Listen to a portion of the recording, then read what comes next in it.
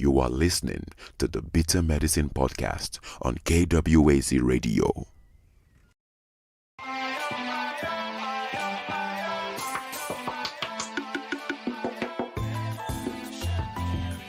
Welcome to the Bitter Medicine Podcast, where it's all about Black empowerment.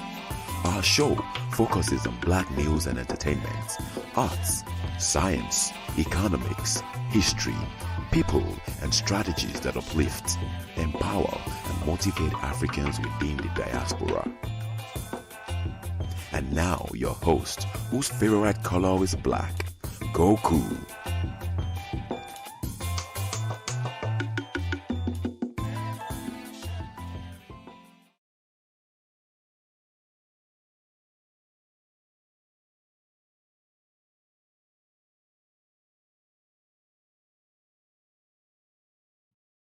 Welcome back to the Bitter Medicine Podcast. This is your host, Koku. Here today bringing you another paper. This time we're talking about Negritude, or Black Cultural Nationalism by ABIOLA IRELE. Before I get into the paper, I want to remind you guys that this show is a part of a podcast network called KWAZ Radio. There are other shows on this network you should be checking out. For instance, this is DAX. You tune into the Harsh Reality Podcast, providing you with social commentary on the news affecting our community, only on KWAZ Radio. Peace, family. This is Oni, inviting you to listen to the pro-Black perspective, where Black problems are addressed with Black solutions. You are listening to the Bitter Medicine Podcast on KWAZ Radio. Yes, indeed. Also check out the Queen's Council Podcast here on KWAZ Radio. Before we get into the paper, I was pleasantly surprised today. This evening, came on here to set up, do the final setup for the broadcast tonight, and sure enough, I saw that there were folks in the chat room at least 10-15 minutes before the show began and having a conversation. Shout out to Rasta. I'm going to address Rasta right now. Shout out to Kevin Care 42, Black Excellence, the NYC Beauties. Did I miss anyone? No, I think that's it so far. But Rasta says hello. He says that he was first. Then he says, maybe you should begin this podcast a bit earlier, because from other parts of the world, people are asleep. Well, the thing is, Rasta, and I want to thank you sincerely for being here right now. The thing is that almost any time in the world, whenever I broadcast, people are going to be sleeping. Right? And the reality of it is, if you're not sleeping, you're at work, right? And so, in general, people tend to broadcast when it is good for them. And for me, it's good at 8 p.m. Eastern Standard Time.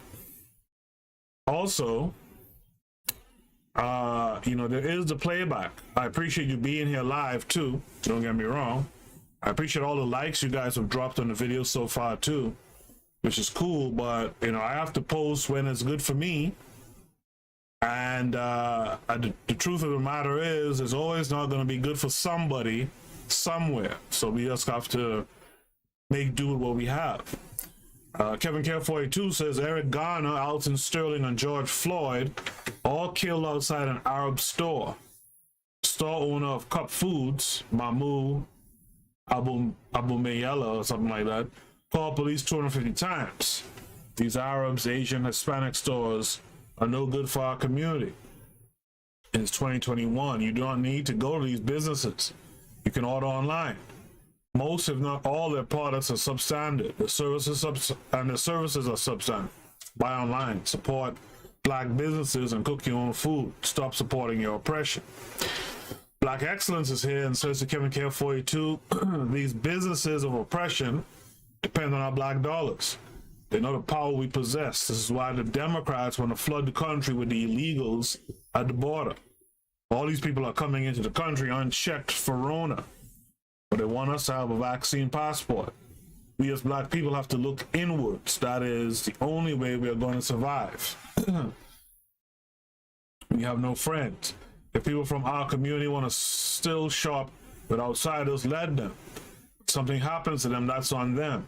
They are considered enemies now. Rasta ourselves, I feel like we are to this very day slaves to them.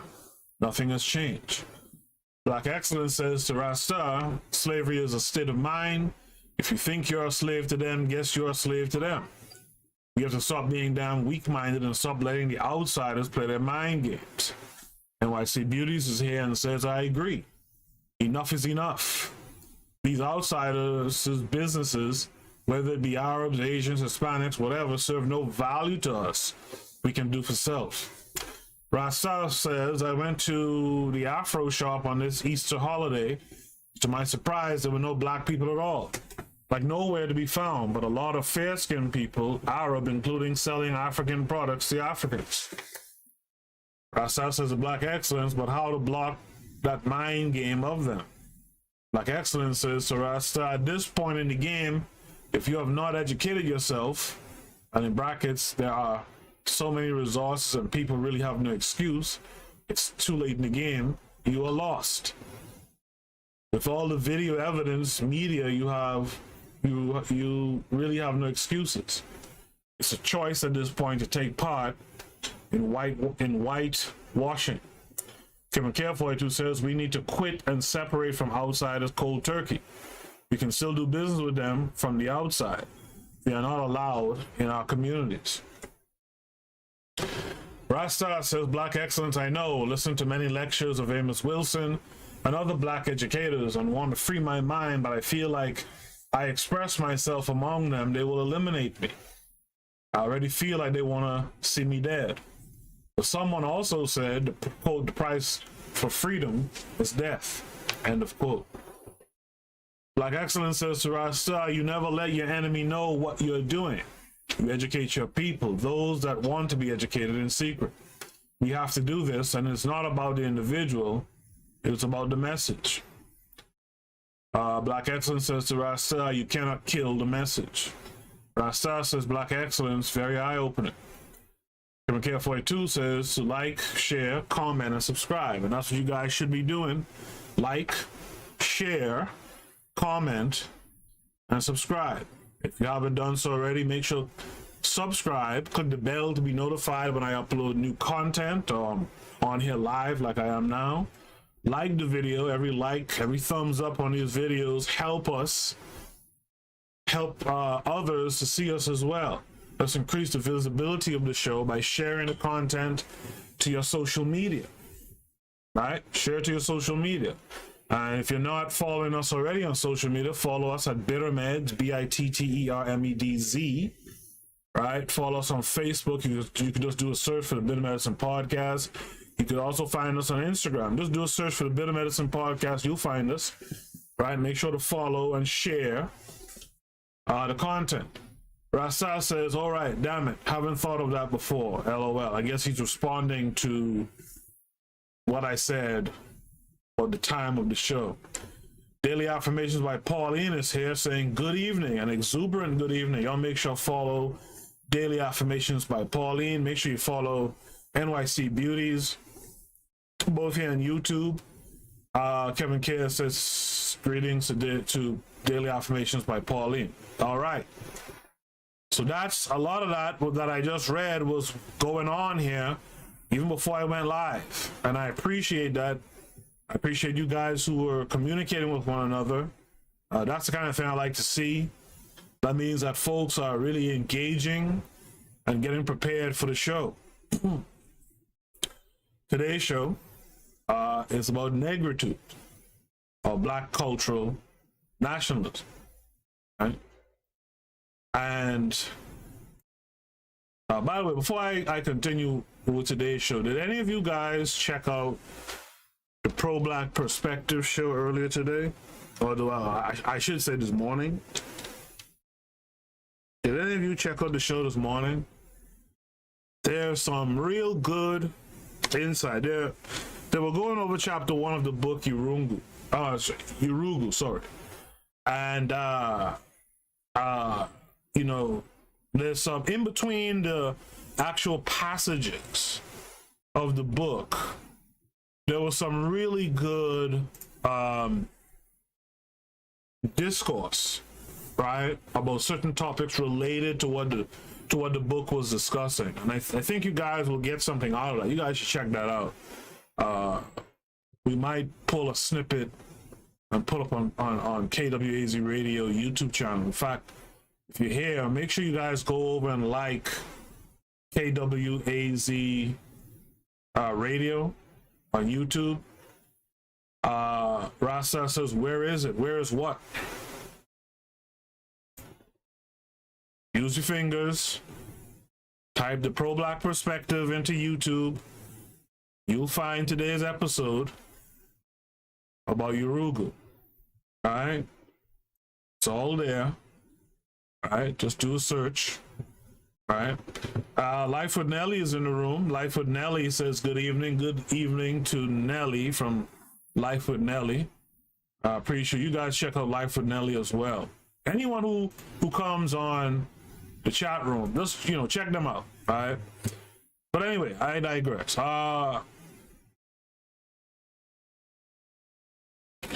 So Negritude is from the French negre, and etude, to denote a condition, right? It can be translated as blackness, and is a framework of critique and literary theory developed mainly by French or Francophone, French-speaking intellectuals, writers, and politicians of the African diaspora, right?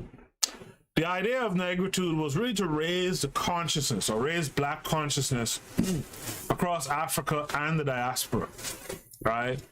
It was founded by a poet named Aimé Césaire. I think he was from St. Martin, if I'm not mistaken.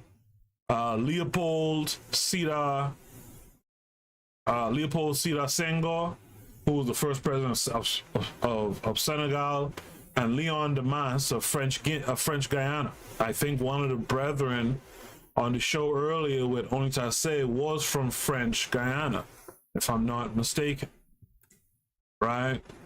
So the whole idea was, you know, disavow colonialism, argue for the importance of Pan-Africanism, argue for a black radical tradition.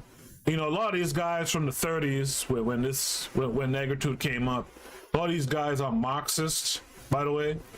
And so, you know, they have this syncretism of Marxist ideology into black radical tradition. You know, so it's something that you should definitely make yourself familiar with. Right? And this paper is going to kind of help get you there. The rest will be on you, as they say. So Negritude, or Black Cultural Nationalism, by ABIOLA IRELE. It is well known that nationalist movements are generally accompanied by parallel movements of ideas that make it possible for its leaders to mold a new image of the dominated people. And as Thomas Hodgkin has shown, the need for African political movements to justify themselves and to construct ideologies has been particularly strong. Nationalist movements were to a large extent founded upon emotional impulses, which imparted a distinctive tone to the intellectual clamor that went with them, and which continue to have a clear resonance after independence.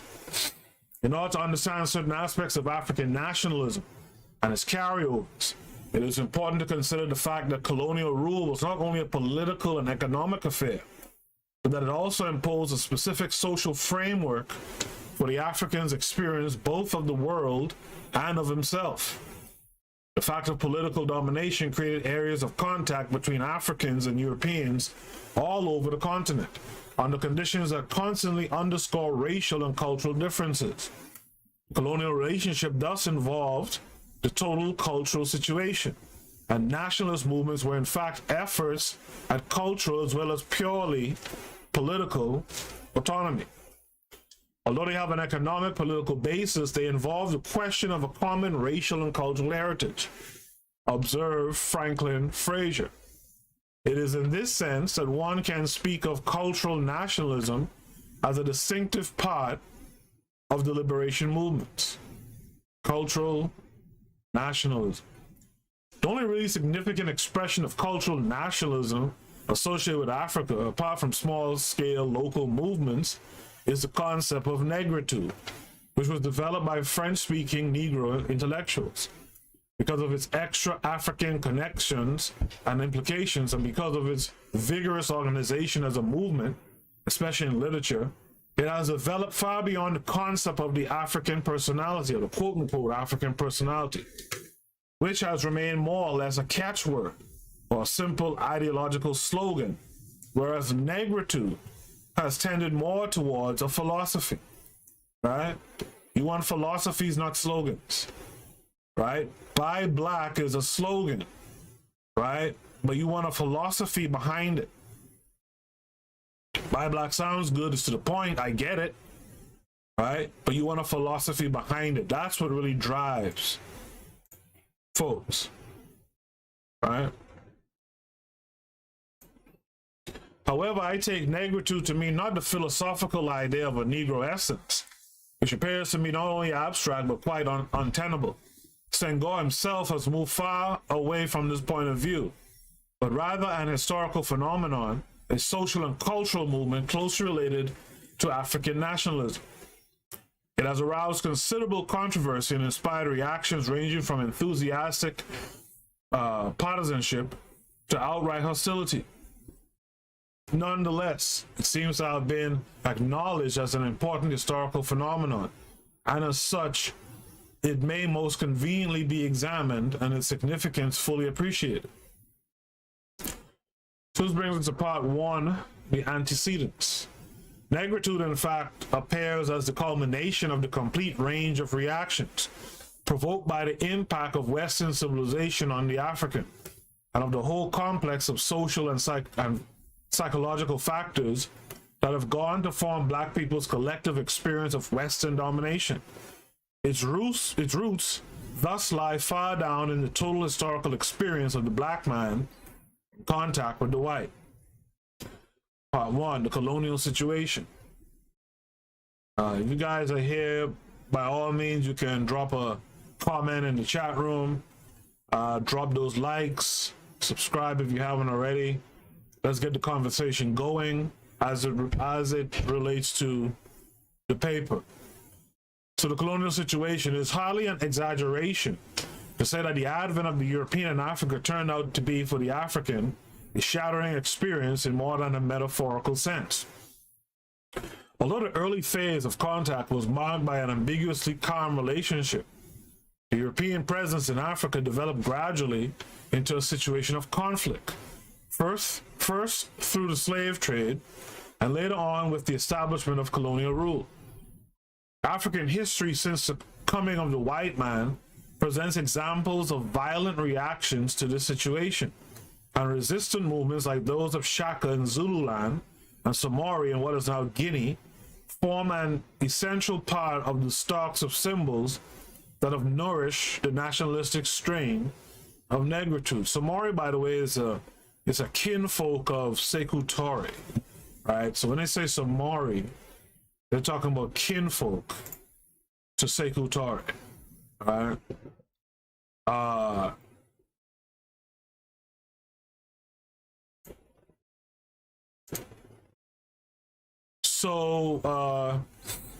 But the main interest of the historical origins of the movement lies in those indirect forms of resistance provoked by the colonial situation. As Georges Balandier has pointed out, the establishment of colonial rule in Africa brought with it a drastic reordering of African societies and human relations. The fact of domination and all that is meant in the arbitrary political and social reorganization of the African communities, and the misunderstandings that naturally followed, created a state of latent crisis.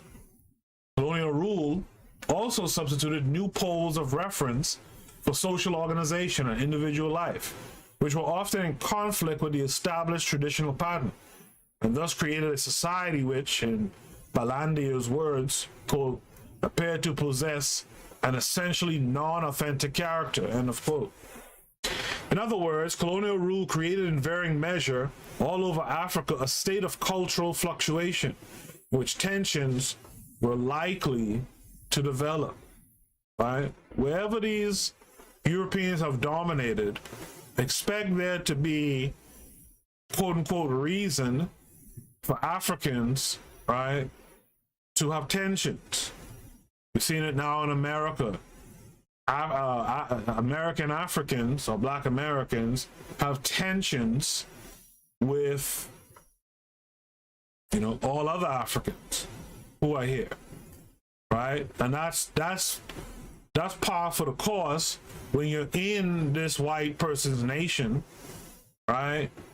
And they are also a dominating force. They create the tension, right? And Black folks execute, right? In the chat room, I see Kevin K42 says, buy Black. The philosophy is, behind it is, you spend money with Black businesses. Those businesses grow. With growth, you can buy real estate to expand. This will give you an economic advantage. Yeah, and you know, I appreciate Kevin K42, you know, pointing that out. But even then, like, you still have to expand upon even that, right? The why, you know, the reasons for, you know, the benefits for, the punishment for not adhering to it, etc. And that's what I mean by philosophy. Buy Black sounds good. And for someone like Kevin K42 who already knows what's going on out here, he's an initiated person, right? For someone like him, he knows what's going on, so he knows the philosophy behind Buy Black. But for the folks out here who are not initiated, they hear Buy Black and it sounds good to them, but do they know the philosophy behind it? Do they know what it's really getting at? Dorico Cooper Photography is in the room saying peace, family. Peace to Dorico Cooper Photography as well. Dorico says he agrees with everything that's been said so far. Kevin K42 says this is financial advantage. Those businesses will hire more Black people. You will not have to worry about buying from outsiders and their bad treatment to you.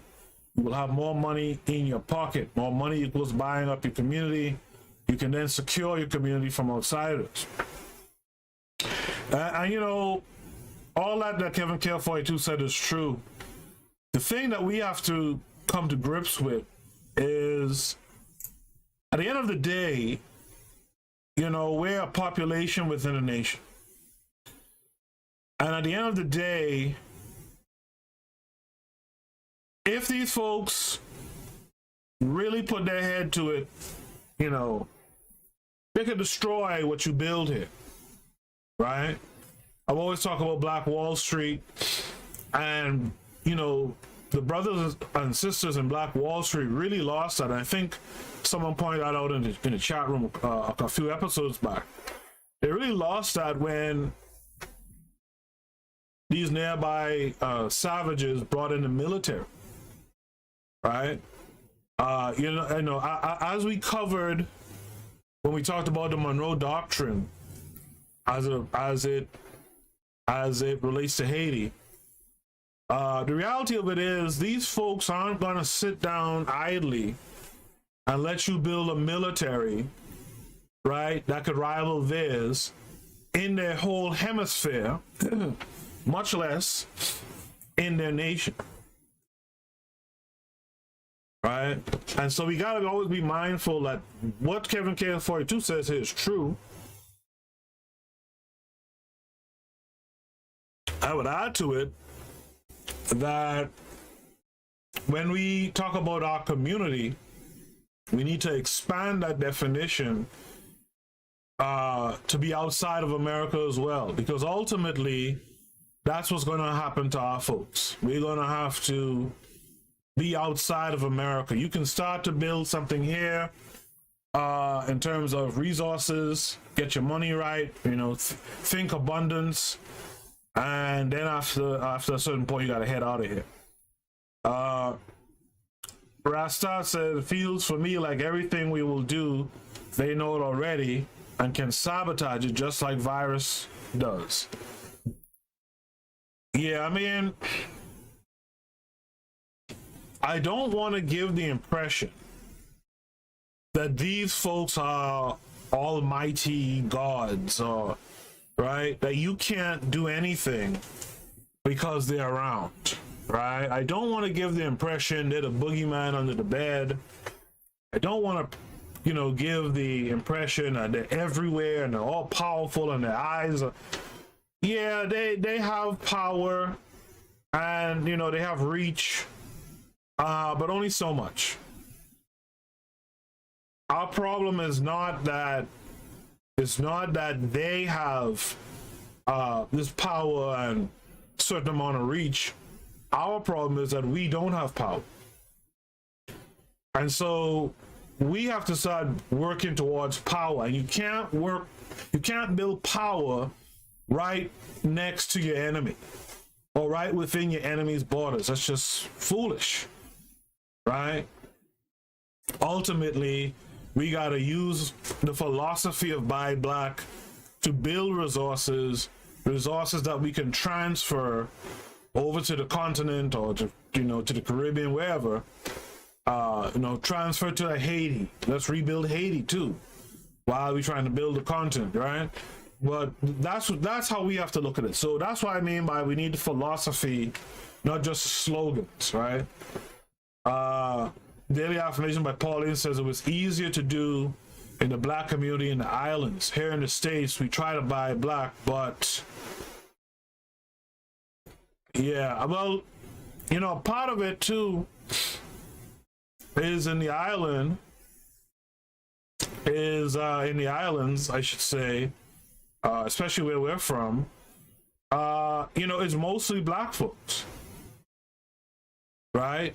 It's mostly Black folks, and so you're going to be doing business with mostly Black folks. Now, you know, the quote-unquote muckamucks, Bay Street Boys, that kind of thing, they're still around.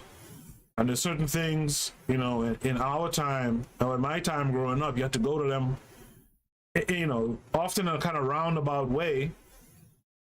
But, you know, that's the thing. If you have a nation that's just Black folks, then buying Black wouldn't even be necessary to say, right? You'll just be doing it, right? And so you can do it in the islands. You can even do it in the States to a certain degree, right? To a certain degree, you can do it in the States. And I encourage everyone to do it to whatever degree presents itself, right? Buy Black to whatever degree, right, it presents itself around you. Buy Black, right? But understand that ultimately, like the whole idea of like Black Wall Street was a cool idea, but it was poorly executed, right? Poorly executed, and you know, we know what happened to those folks, right? Rasta says, I like that philosophy. Black Excellence says these folks cannot be everywhere. Before we can start building power, we must punish the traitors in our community.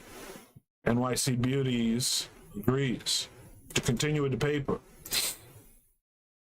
It is against this background that certain popular movements in Africa represent a search for new values and attempt at readjustment. Perhaps the most striking of these indirect reactions to the colonial situations have been religious. It is an objective fact that the Christian missionary was an important agent in cultural change, and his role in the introduction of new values, both voluntary and involuntary, was by no means negligible. Neither is it necessary to belabor the point that Christianity was and remains largely identified with colonial rule as part of the cultural baggage of the colonizers, right? I know the Christian folks who come across this show probably think I'm out here just hating on Christians, but no, we know, right?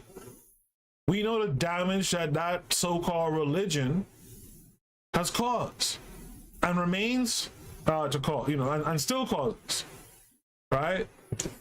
We got to get the baggage of the colonizer up off of us. In this light, the separatist churches in colonial Africa have been recognized as symptoms of cultural malaise and as indications of cultural readjustment. But their real significance appears in their links with nationalist feeling. Again, Balande's analysis affords an insight into the problem. The main fact that takes precedence over the rest is that of domination. Taking a cue from Gabriel de Broussard, who attributes to European influence, quote, the oppression of the cultural stock, end of quote, of the indigenous African, thus a double political, economic, and socio-cultural domination. Balander has pointed out how the separatist movements, particularly that of Simeon Kibangi in the Congo, represented a, quote, total response to a situation felt to be creative of internal, quote unquote, crises, and propitious for the maintenance of a state of alienation. The two characteristics of these movements, as analyzed by Balander, appear to be their political radicalism, a direct consequence of their schematic attitude in religious matters, sometimes assuming the proportion of an aggressive racialism and a syncretic messianism. On the one hand, we have a negative gesture of refusal, a denial of an imposed world order attributed to the white colonizer, and the wish for a cultural differentiation, which gives rise to a nascent political awareness or a nationalist consciousness in the raw state. On the other hand, we have a recasting of foreign and indigenous elements into a new cultural structure, which offers new possibilities of self-expression. These popular religious movements were not, of course, always transformed into political movements. In many cases, they helped their adherents to escape from the pressures of a difficult situation. And some also represented forms of cultural regression. But they emphasized some of the problems involved in the colonial situation. For the African was in most cases drawn into the cultural world of the European, but nonetheless maintained in a secondary position. While he was refused acceptance as an equal by the colonizers, his life and values had come to be ruled by the norms imposed or sanctioned by the latter. He thus lived with the European in a state of symbiosis, but one of ambiguity. The result has been described by B. Malinowski. Quote, since Africans cannot share the ideals, interests, and full benefits of cooperative activities with the whites, they naturally fall back on their own system of belief, value, and sentiment. To be a mere carbon copy is not satisfactory as a substitute for all the African had initially to give up. The African thus is forced, at least spiritually, to recross the first line and to reaffirm many of the tribal values abandoned at the first crossing. A particularly dramatic example of this spiritual recrossing of the line was the Mau Mau revolt. This largely Kikuyu nationalist rebellion was buttressed by a resort to tradition, particularly the oath, designed to counter the influence of European cultural incursion. That this was effective in its psychological purpose can be judged from this testimony of a former Mau Mau detainee.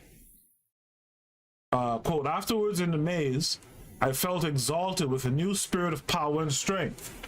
All my previous life seemed empty and meaningless. Even my education, which I was so proud, appeared trivial beside this splendid and terrible force that had been given me. I had been born again.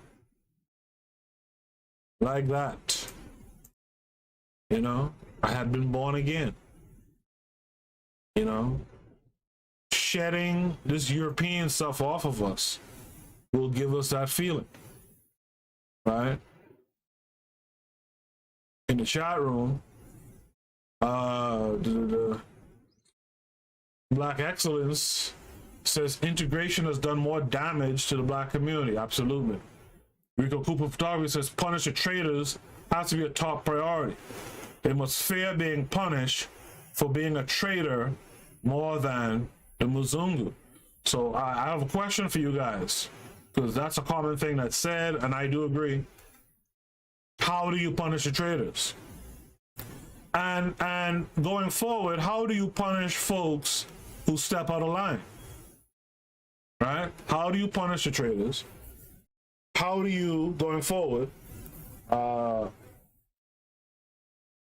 deter others from wanting to get out of line, from wanting to become traitors, right?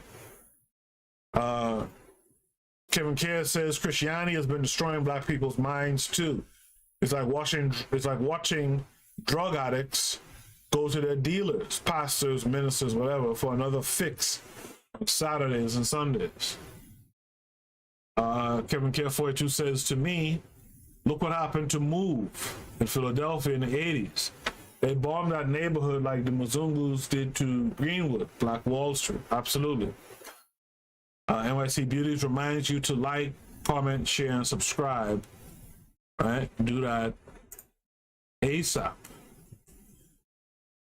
Well, this quote here, right? After you change your situation, that feeling, right? And your feelings towards things you were doing under their system, right? Receiving an education under their system, right? All that stuff will become trivial to you, right? You'll feel better about yourself. Life will have meaning. And you know, I'm hard on dusty street activity, you know, gangs and all this kind of stuff. But the reality of it is, like, it is true that those folks under this system, right, under this system, feel empty and meaningless, you know, feel an emptiness and a meaninglessness, right? Because this system that these folks have us under, that we are not trying to build a power dynamic to break free from, right? It will have you walking through this life feeling empty and meaningless. And let me tell you something, when a person starts to feel empty and meaningless, they're bound to do anything. I was watching a guy, I think his name was Charleston White. I think that's a black guy's name, Charleston White. And in this interview, he was talking about his life, where, you know, he did time in jail. His brother, he's in jail for life or something right now. And he said, like, when they were like 9 years old, him and his brother were watching TV or playing a video game or something. His brother turned to him and said, when I grow up, I'm going to kill somebody. So he ran and told his mom, and his mom, you know, got on the brother's ass for it. But when the brother grew up, he really did kill somebody. And during the trial, you know, the brother starts, the brother who grew up to kill someone starts to carry on and talk about you can't take the hood out of, and the dude Charleston White was like, dude, we didn't even grow up in a hood. We didn't grow up in the ghetto. Our mom was a caretaker and she had a nice job at Ford or something like that. Like, we didn't even grow up in the hood, right? But because of the paradigm, and my biggest thing against the street thug gang type dudes is that really the stuff that you do in the streets, you're doing it to your own or against your own people, right? So I'm not gonna say that the system, because it creates this emptiness and all this kind of stuff, that you're supposed to full-throated and wholeheartedly blame the system. You still have individual choice, but there is something, this is my point, there is something to the system making you feel a certain way, where even the taking of life is trivial to you. Like one of the other things that Charleston White fellow said in his interview, he said that, you know, later on he and his friends ended up killing a dude. I think he didn't do it himself. He told another guy to do it, another kid to do it, like 14, 15, and they killed this guy.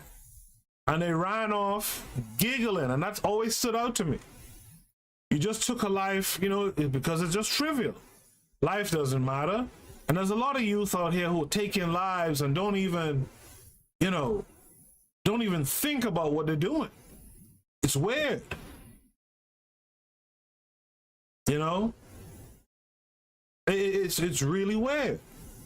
And so a part of that, again, everyone makes a choice, but a part of that is that this system, right, creates this you know, this emptiness where everything just seems trivial, right? Because it is under this system. And that's another thing. As we talk about building power and building up, you know, starting with the communities around us and building up better communities, that's one of the things we got to address. We have to address the notion that we don't want our young, especially, and you know, we don't want our young to come up in systems where they feel like it's the system is about nothing, I'm nothing. So I might as well do, you know, all this, you know, dumb stuff out here. By the way, as I say that, you guys, if you haven't already, click the link to join the Discord where we're talking about, you know, our main project is curriculum. But that's not all that we talk about. We also have a lot of links to health, wealth, relationships, you know, general abundance. You know, you can join and just be a fan of the show and take in the books in the library that's still growing. Take in the links that guys like Kevin Care 42 and Dorico Cooper Photography keep posting a lot of links on different topics. Join today and check it out, right? In the chat room, Kevin Care 42 says to me, we must shun them, traitors. We must not help them when they require it. We must avoid them at all costs. Rasta says, I think you punish them by not inviting them anymore to black events. Rasta says, yes, this is the way I constantly feel among them. It is weird. So Rasta is saying that he constantly feels, right, this what the paper just described as kind of empty and meaningless, right? That's why you don't go around these folks. You try to limit how much you're around these folks as much as possible. As much as possible, right? Black Excellence says we need to separate ourselves from the negative aspects of our people. The Zungus don't support the trailer park trash. They do not acknowledge them because they are and something. But yeah, I've talked about that in the show before. I've talked about that exact thing before. Like, white society puts their deplorables on the other side of town. I know Kevin Care lives, you know, in NYC, like myself, but he lives in a different borough to me. But I'm sure he'll agree. What about you other folks who are listening? That, you know, one of the most egregious things that this white system does is that it lumps us all together. You know, so black folks, we don't even get to separate from the quote-unquote deplorables. Yes, and I'm calling them deplorables. Right? We don't even get to separate and distance ourselves from the folks who have no problem to take our lives and giggle about it, right, as they run off. White society makes sure those guys stay across the track, other side of town, right? Because they have their own savages too. In fact, they're all savages, but you know what I mean. They have their own savages that they don't even want to be around, right? And so that's one of the things, you know, we have to really start dealing with this issue, right? You can be a doctor, a lawyer, whatever you've done in this system, you're still around would-be deplorables, you know, and that's a shame. That is a shame. The same instinctive falling back on tradition in the face of political domination formed a regular feature in African societies, especially among educated Africans. In the Congo, the Abako started out as a movement of cultural regroupment for the Bakongo, and Egbe, Omo, or Dudua served the same purpose for the Yoruba in western Nigeria, and later to give birth to the Action Group. In short, colonial rule was felt as a shock that reverberated right down to the foundations of African society. A truly traumatic experience that could not but provoke a reaction. This has taken many forms, from makeshift individual adjustments to organized collective movements. The Messianic movements presented in bold relief certain traits which were to figure in the more sophisticated reaction to colonial rule of Negritude. In other words, Negritude had a popular precedent in Africa. It can be seen as an articulation by an educated elite of sentiments that were felt and confusedly expressed by humbler folks. Balandir has, not without cause, called Negritude the literary replica of African messianisms. But although in this light popular movements in Africa furnish an indication of the historical and cultural origins of Negritude, it was among Black people in America that it was to receive its immediate inspiration, as well as most of its distinctive characteristics. Number 2, the Black diaspora. The starting point of Negro history in America is slavery, a fact which has determined, to a large extent, the nature of the global experience of Black people in the New World. The drastic character of this experience from the first needs no underlining. What is important for our present concern is the general pattern of the Negro's reaction to his condition in America. In the first place, there were organized forms of violent resistance. The history of the Negro in America has known some heroic moments, the most celebrated of which was the successful revolution under Toussaint Louverture, which gave birth to the first Negro Republic, Haiti. The example itself is of direct relevance here, since Toussaint has also become a symbol in the literature of Negritude. Amy Césaire has hailed Haiti as the cradle of his revolutionary spirit.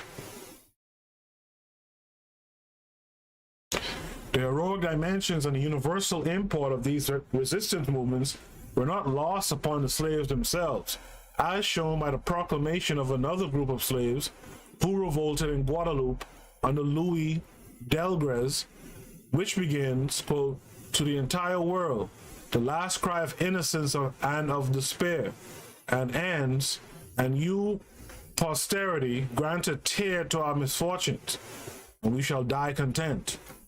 This lyrical note, adopted by the desperate slaves in commenting upon their situation, was to reappear in a more extended form in Negro spirituals. The spirituals represent the earliest example of the Black people's indirect defense through an art form against the conditions of contact with the white man. The spiritual appears in this light as a direct ancestor of the Negritude poem. For the Negro slave not only made observations on his lot, but also created a whole mechanism of defense through lyrical symbols. As Langston Hughes has pointed out, some of the spirituals, like Steal Away, were disguised weapons of direct resistance. Furthermore, if someone could post the words to Steal Away in the chat room, that'd be great. Were disguised weapons of direct resistance. Furthermore, they contact the first form of Negro religious expression.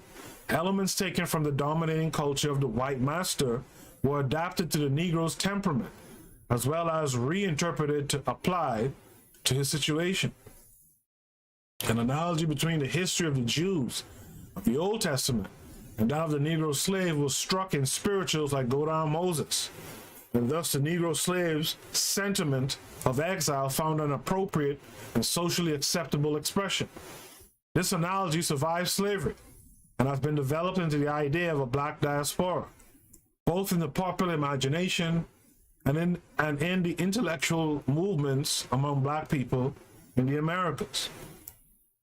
The New World Negro's sense of Africa varies considerably according to the area and social class in which he lives, but it is undeniable that it exists.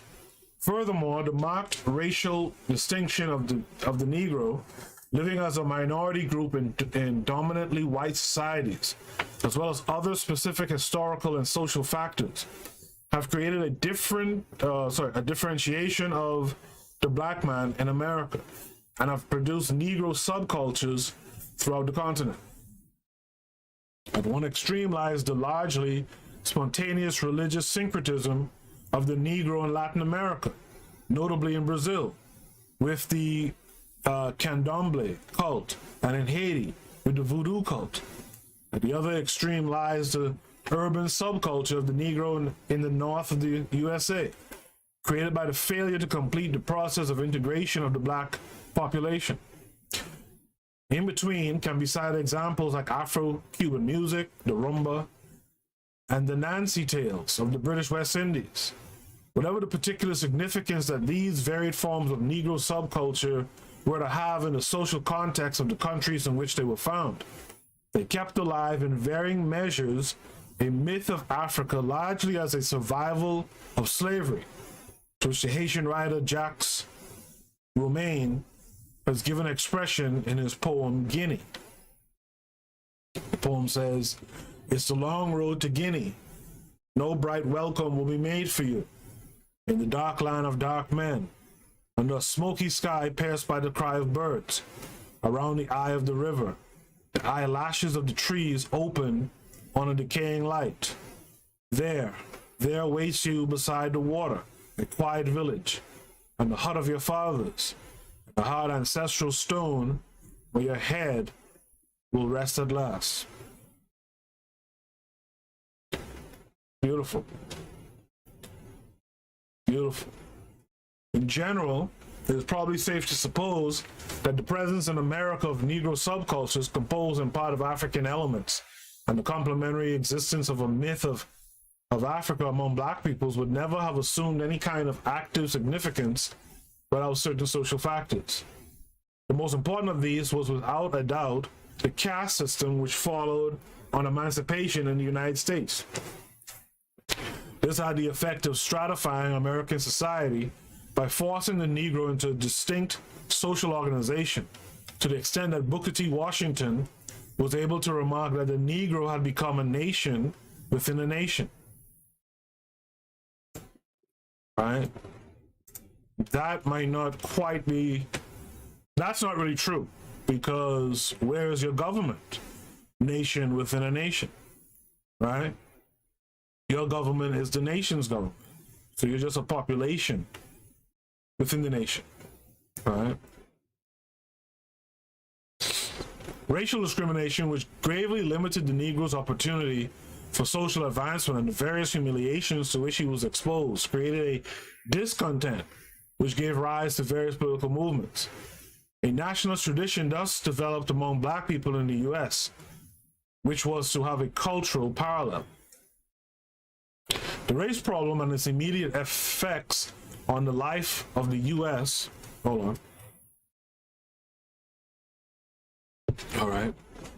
Has made the entire Negro population conscious of its ethnic identity and has rendered its leaders and intellectuals sensitive to the historical implications. For the caste system was maintained through an elaborate cultural myth, governed mainly by the idea of the biological inferiority of the black man.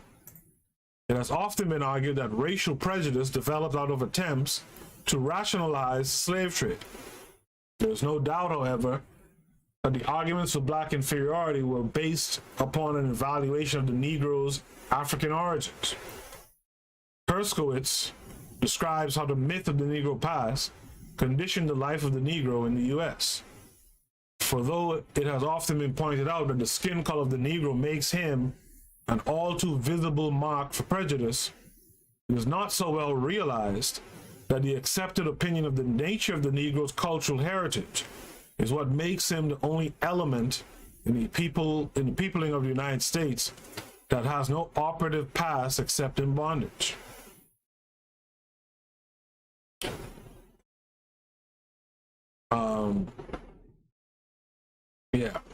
The extension of colonial conquest in Africa all through the 19th and early years of the 20th century, lent weight to the idea of African, and by extension Negro, inferiority, and gave rise to the imperialist ideologies embodied in Kipling's well-known slogan, quote-unquote, the white man's burden.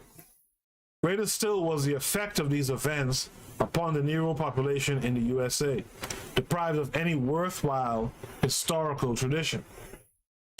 This is the background that gives a profound meaning to popular movements such as those inspired by Noble Drew Ali and Marcus Garvey.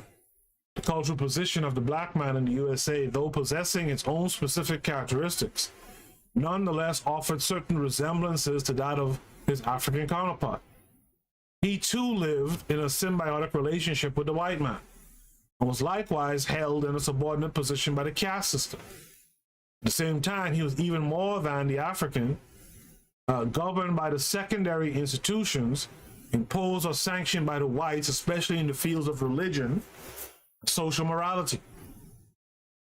The result resembles that observed in the case of the African, for, as Isian Udom has remarked, quote, Negroes have sought to strike out for themselves in those areas of activity in which the resistance of the white society is marginal. How do you guys feel about that? Do you think that's true? Do you think black folks, right, tend to strike out into areas of activity, right, which receives very little white resistance? So, for example, are black folks, you know, getting into rapping or music in general, right, but particularly like hip hop? Are they getting into that? Are they pursuing hoop dreams, right? Because the resistance by whites is minimal, right? You guys answer that in the chat. I'll be with you in a second. The Negro wish for independent expression found a ready springboard in those elements of Negro subculture which segregation had helped to mold into something of a definite structure, particularly the separatist religious movements. The role of Noble Drew Ali and Garvey was to capitalize upon this latter aspect of the Negro situation and to endow it with a historic sense derived from what had up until then remained largely a rudimentary atavistic instinct, namely the Negro's sense of his African origin. Garvey's Back to Africa movement in particular differed from those before him in that it was presented not as an escape from America, but as a national return to an original home. As a positive rather than a negative gesture. Right? Because, that's the issue too. When you present the idea of back to Africa nowadays, especially, and I'm sure in Garvey's time too, but nowadays especially, you always hear the sentiment, why am I going to leave this country that I built, right, to go to Africa? As if going to Africa is a negative, or leaving America is a negative, but it's not a negative, right? You're going back because it's home, right? It's a positive gesture, right? You're going back because that's where you're gonna be able to have your chance at power, right? For whatever his excesses, Garvey appreciated the psychological needs of his adherents, realizing that what they hankered after was not so much political freedom as, quote, freedom from contempt. I like that. Freedom from contempt. Garvey's mythical revaluation of Africa had the precise function of abolishing the world order created by the white man in the mind of the Negro. The prophetic character of Garvey's movement offered a striking similarity to African messianism. Its visionary nature, springing in part from the historic dimensions of his conception, and in part from his remoteness from Africa itself, necessarily informed his movement with a strong millenary strain, and his vast directions to his followers from his Atlanta jail were characteristic. Quote, "Look for me in the whirlwind or storm. Look for me all around you. For with God's grace, I shall come and bring with me countless millions of black slaves who have died in America, in the West Indies, and the millions in Africa, to aid you in the fight for liberation, for liberty, freedom, and life." Right?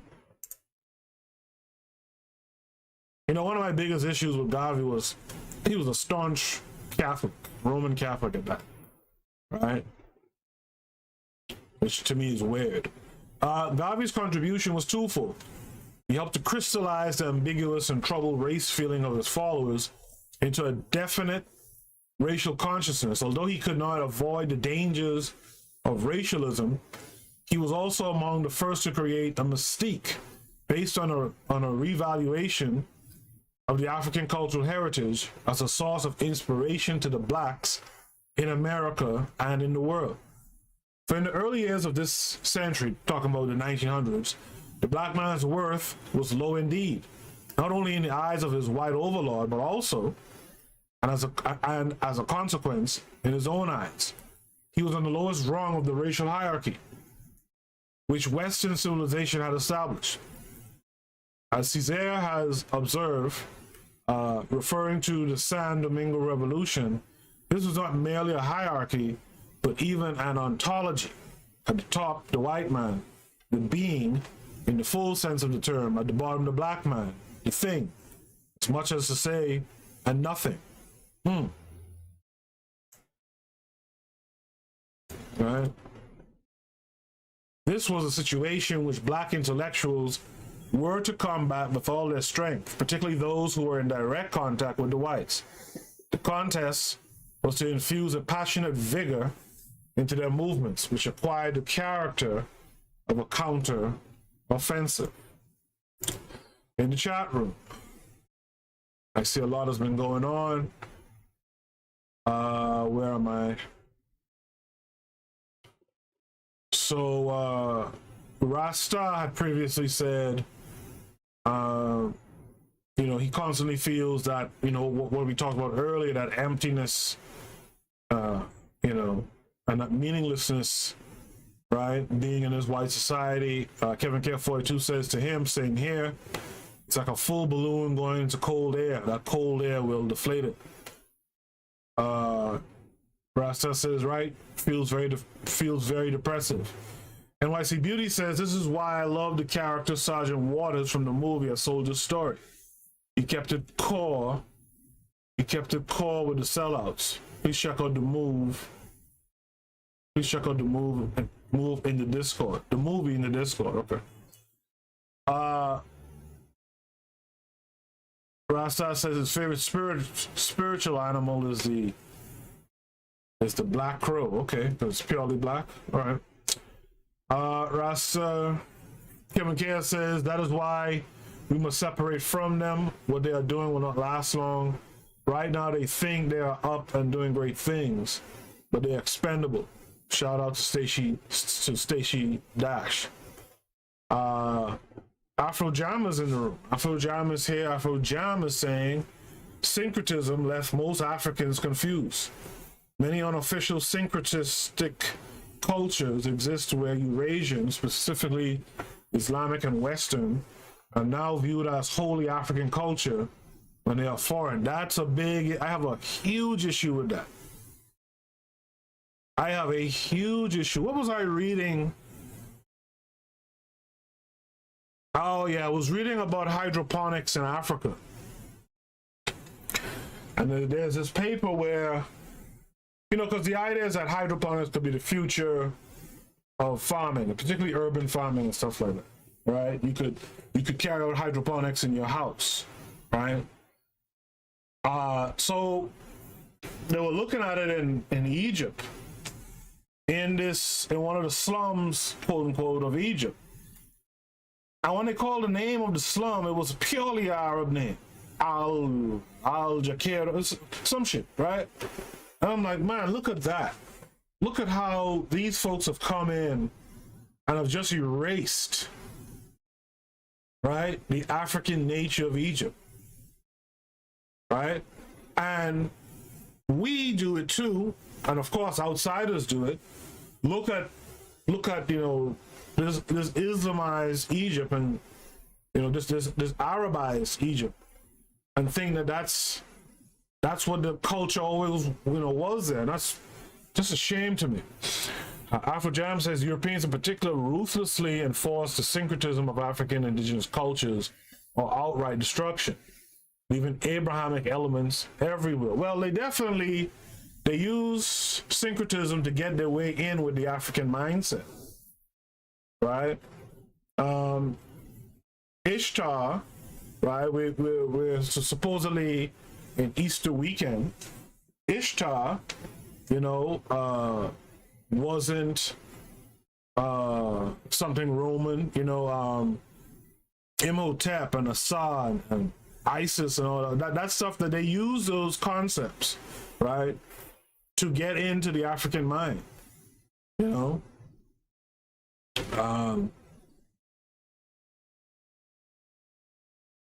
NYC Beauty says these blacks want a place to rest under white supremacy. They do not see the danger at the door, though. I am not black, I'm OJ. Damn, just spilled my tea. The Rico Cooper photography says, quote, I'm not black, I'm OJ, is the mentality of many black folk in sports and entertainment. They are other, I guess. Oh, sorry. They are either physically bleached or psychologically bleached, right? Afrojam say that's correct. As a black Brit, the Caribbean and continental African born here are making a culture based on music, especially since Afro beats have become popular. Let me read that again. That's correct. As a black Brit, the Caribbean and continental African born here are making a culture based on music, especially since Afro beats have become popular. KW Don 7 is in the chat room. Peace to KW Don 7. He says Amos Wilson warned us that if blacks started competing in fields where whites dominate, we would experience outright racism like you wouldn't believe. Yeah, I mean, take for example, keeping it with sports, right? And music. A black guy, I forgot his name, some years ago, got into hockey and was like a good hockey player. And the racism that he experienced was out of this world. Who was it? There was an R&B singer who did a country song, and the country song was, I forgot who it was now. The country song was making some noise and maybe up for like an award or something. Those rednecks says hell to the nose of that shit. They vetoed that, right? It could have been Beyonce, actually. They vetoed that. So, once you start getting into their field, you're right, KW Don 7, as Amos Wilson said, and as the paper alluded to, if you start competing heavy in their fields, you'll see all kind of racism. So I guess that kind of means that black folks, maybe at this point, innately, subconsciously, go to fields where they can dominate, where they're not really, where they're not really going up against white folks actively. Is that how we should look at that? Afrojam says it's strange. Black people keep talking about nebulously about the culture, especially in London. Definitely not any type of real African culture. Urugu, KW 7 says Urugu would say, I don't care what qualifications you have, this is a white man's job. Right. Rico Cooper says we rob our own people to take the money to Muzungu to finance things we can't afford, to impress Muzungus that already know you ain't got shit because they sold your shit and still stealing. Kevin Care482 says Lil Nas X. Yeah, Lil Nas X was also, but before Lil Nas X, I think it was Beyonce. Could have been even ludicrous too. But they did some music that was, I mean, really like country music. And, you know, they did some music that was like country music, and, you know, them country folks were like, hell no, you're not winning no awards in country music. You're not coming over here to take our shit over. You know? Kevin K42 says, look what happened to Tiger Woods. 2nd century ancestor. Oh, sorry, 22nd century ancestor. I don't remember seeing 22nd century ancestor here before. He says peace. He or she says peace. Says, sorry I'm late. Was on a Zoom call. Well, I appreciate you coming all the same. We're halfway or so through the paper, so you got time to really catch up and learn about what we're talking about tonight. Rico Cooper Photography says Lil Nas X pissed off Mzungu when he got a contract with Wrangler Jean Company. Not sure what he was doing, not sure what he is doing now. He's pissing off Nike now with some demonic imagery with their shoes or something like that. So it is what it is. He's not our people, really and truly. When I say that, his practices aren't really our practices. So good luck to him. So this brings us to the second section of the paper, precedents. You guys give me pause for a second. Let me get something to drink. Thirsty as heck. Just give me 1 second.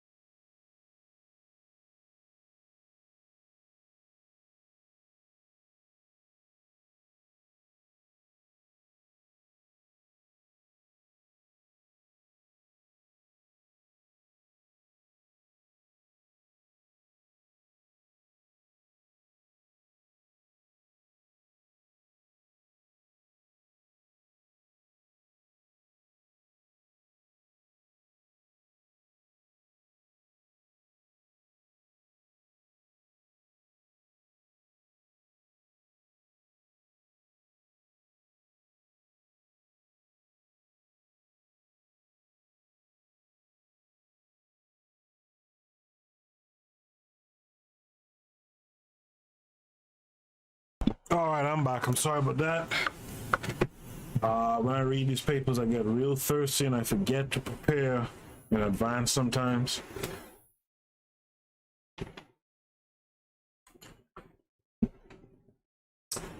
So part 2, precedents. The black man in the Western Hemisphere occupied a definite cultural position, to say the least. And the United States, this position was manifestly uncomfortable. For although living in the white man's society, the black man retained an awareness of his racial differences, and in some cases was forced to organize his life on a racial basis. Thus, distinctive black currents appeared in the mainstream of the majority culture in some American societies. Where this process was not accentuated by the caste system, it was often helped on by the class system, which grew out of slavery. Usually the black man, the former slave, became the peasant or the unskilled worker, and the Negro subcultures also became identified in some American societies with a definite social classification, especially in the South of the USA. But this combination was implicit in other areas such as Brazil and Cuba. So I'm not sure about this line right here. All right. The black man, the former slave, became the peasant or the unskilled worker. But the reality of it is, and you could check Dr. John Henry Clark on this too, black people came out of slavery in the South with all the skills. White folks didn't have the skills. Right? Especially for that society and what their economy base was, black folks had the skills. And as Dr. John Henry Clark points out, if black folks had really organized at that time, had got organized at that time, they could have been rich in the South. Now, how true that is, how, you know, in terms of white rage and all that kind of stuff, you know, that, but again, if you're organized, that means you're protecting yourself.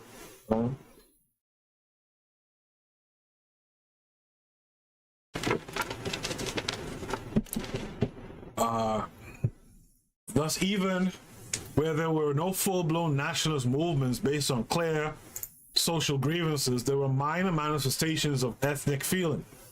They were kept at a minimum in Brazil, for example, where racial issues were almost unknown due to the unfavorable traditions that have been built up during the slave period and the consequently unproblematic racial assimilation of the population. Ethnic feelings were manifested in popular cultural movements, which were partly dictated by economic and social factors, partly by the reaction of black people to Brazilian aesthetic prejudice, as it has been called, against the black color, as distinct from racial prejudice against black people. These movements combined a revaluation of the black and his subculture together with social protests. They culminated in the literature of the so-called cannibalistic school, which was animated mainly by radical white writers and whose misguided literary primitivism was a reaction against Christian and middle-class values. The Negro and the Native Indian were glorified on the basis of white stereotype conceptions of their cultural heritages. So this brings us to Afro-Cubanism. But it was in Cuba that the Negro and the subculture would have a preponderant influence on intellectual movements.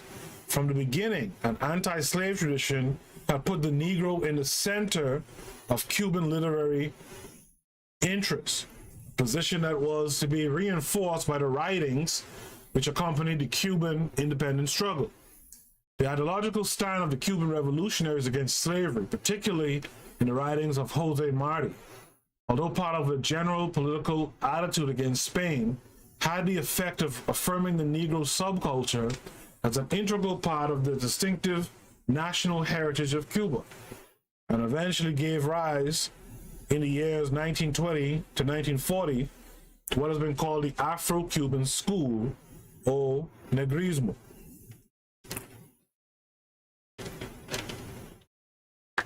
As in Brazil, Negrismo was essentially an affair of white writers and had its share of primitivism.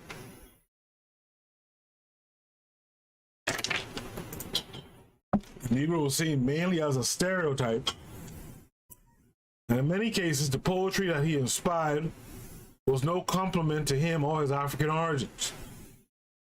But there was a positive side to Negrismo. In the first place, something of a technical revolution was achieved by some poets turning seriously to Africanisms in Cuba and working them into their poetry to arrive at a striking originality. This was true in particular of their use of the rhythms of Afro-Cuban music.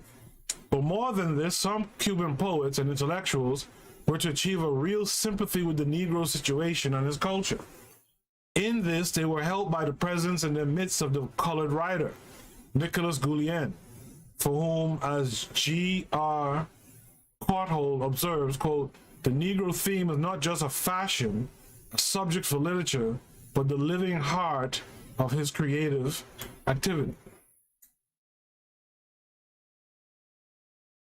Guillen introduced an element of racial and social protest into Afro-Cubanism, along with its formal technical modes.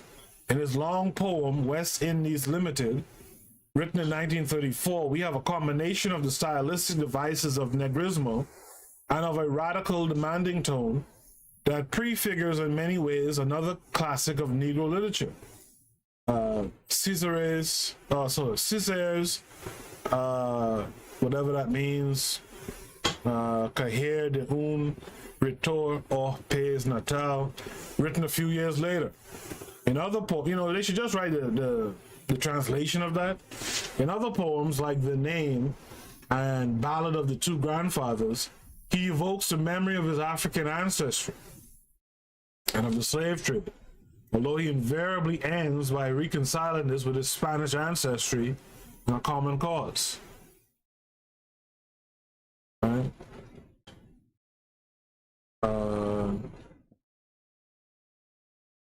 black anguish and white anguish, both of the same measure. Shouting, dreaming, weeping, singing, dreaming, weeping, singing, weeping, singing, singing. Sometimes I just don't get poetry, to be honest. Gilliam's work offers no indication of any internal conflict arising out of his Negro connections, and its militant characters clearly due more to social than racial reasons. And although the intellectuals of the Afro-Cuban movement concerned themselves seriously with the situation of the Negro, their movement had no political aim, but was conceived rather in a liberal spirit. A nationalist strain and a distinct racial consciousness were thus absent in Afro-Cubanism. That's why, I saw a paper talking about how Pan-Africanism is leading to liberalism in Africa or something like that.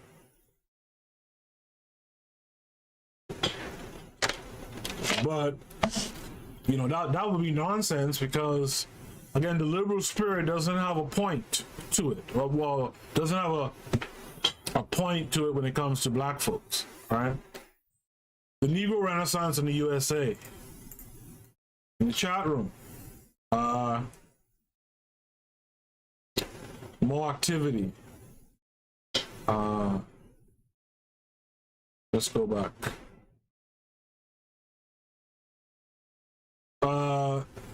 The Rico Cooper photography says country music was started by us. That's continuing what I was talking about later. Afro Jam says Amos Wilson was talking about if most blacks gain education and qualifications, whites would outright refuse to employ people.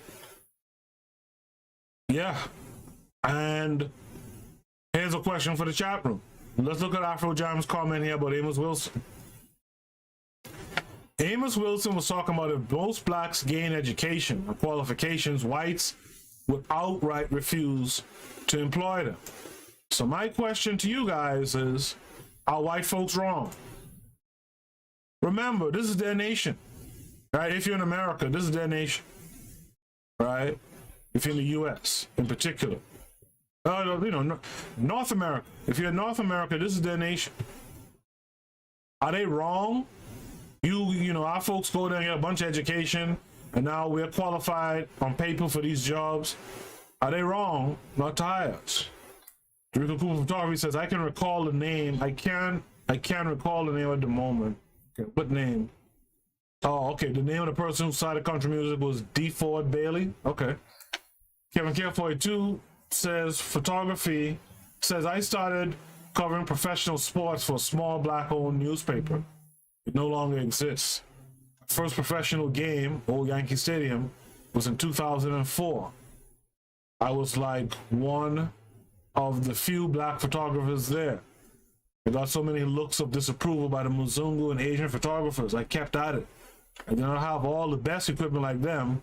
After a couple of years, I got better equipment than them, and the look of jealousy was so apparent. They did not take me serious and thought I would not get good equipment. I was smiling on the inside. Today, many of these Muzungu photographers lost their staff positions in the business.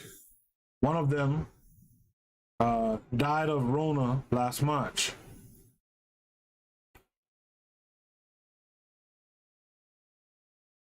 Right?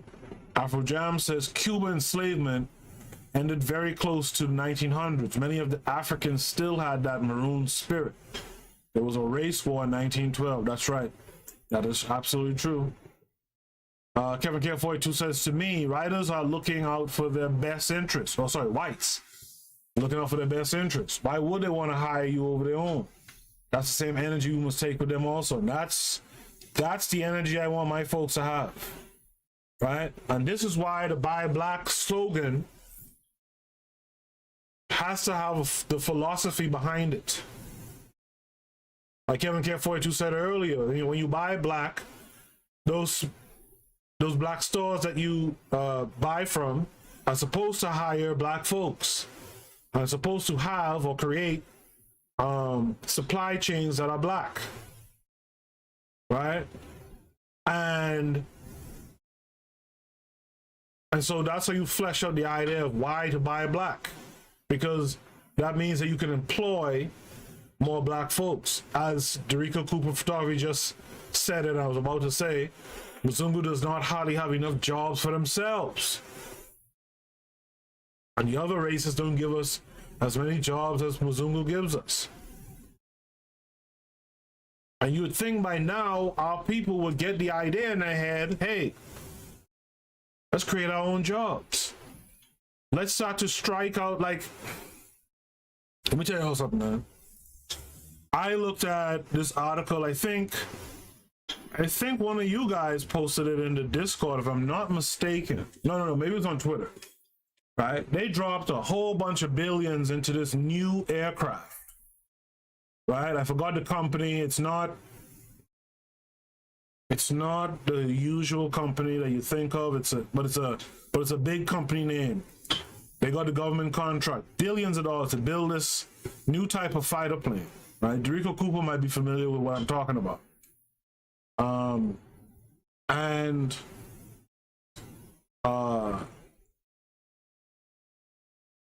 what was my point? They're putting all that money behind it, right?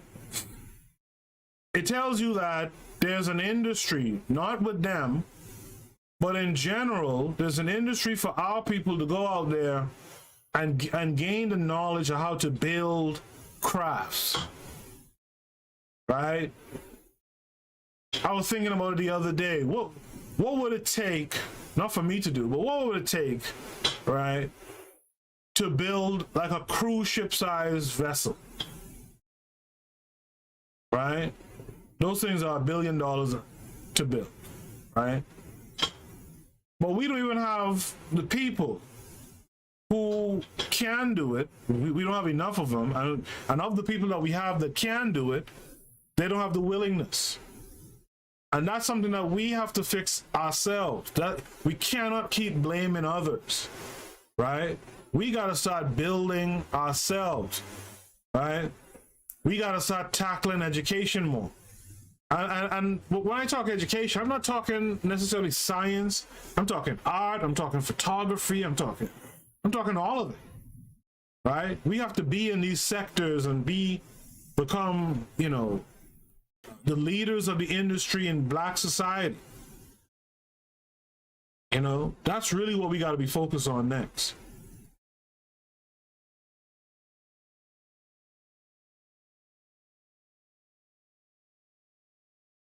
In the chat room, Derico Cooper Photography says, as a collective, we live everywhere. We speak every language and work in every industry. Afro Jam says, in the UK, many Black people have university degrees. There is a higher percentage of Black people and English people with degrees still have a high unemployment. You see what I'm saying?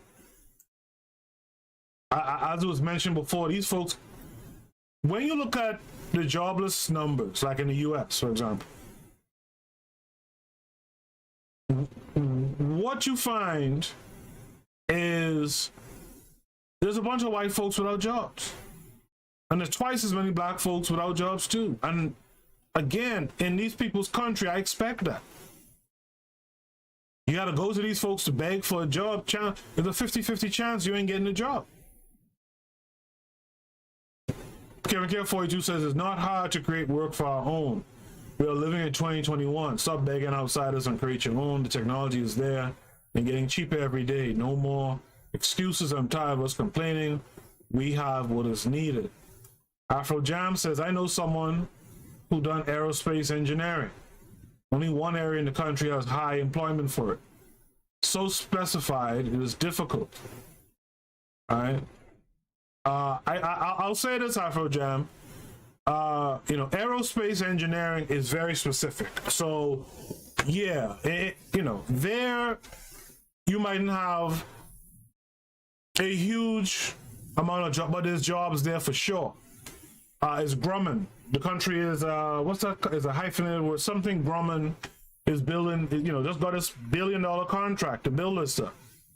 Who are the people on these contracts? There's engineers. Not all aerospace engineers, but there's engineers, there's computer scientists, right? There's welders, there's mechanics, right? And so once you have that contract, you're able to pass the buck down to a bunch of other different people who don't have to be the upper echelon scientists, right? They don't have to be the aerospace engineer, but they can definitely be, right, the electrician type, right, the mechanic type, you know. And with industries comes cottage industries. There's folks who have to, you know, have restaurants in the area that you found that, you know, that has this kind of thing.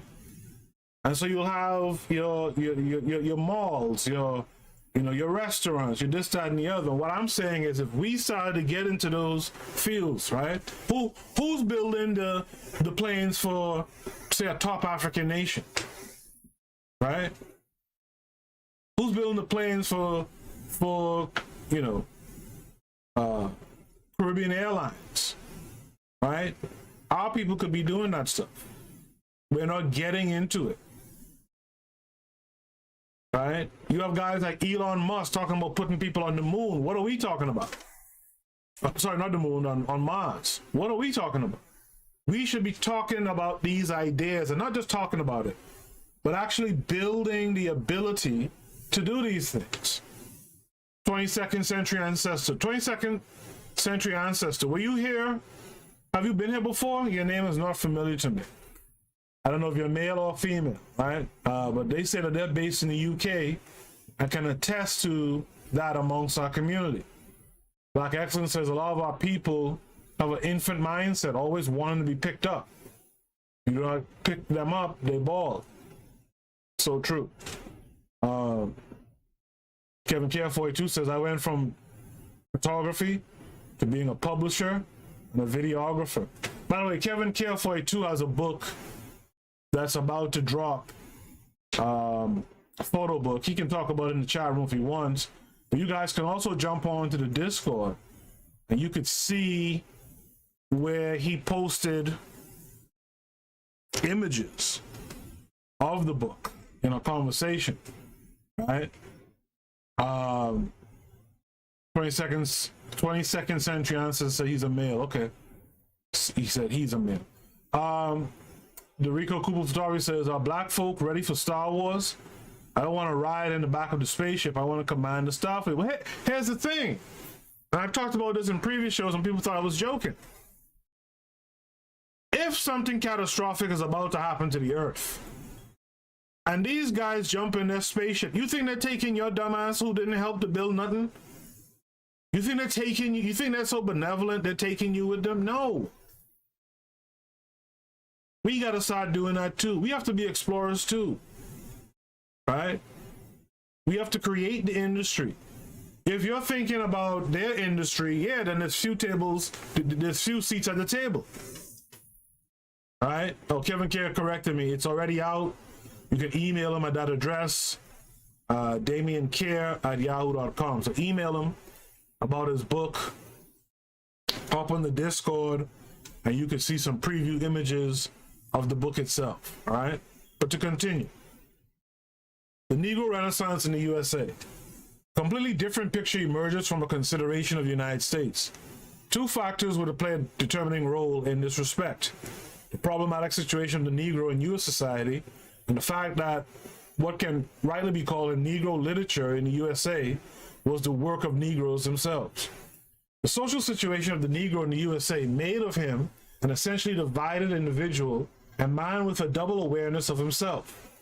This split in the Negro's consciousness, and by the way, you could hear Baldwin talk a lot about this type of stuff, right?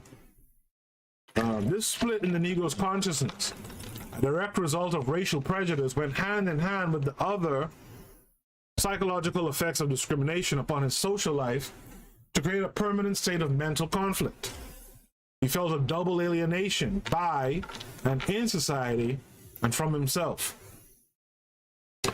Thus, even when a Negro was assimilated to the culture of the white majority, he was rejected by society and remained what R.E. Park has called the marginal man, burdened with conflicting ethnic and national loyalties.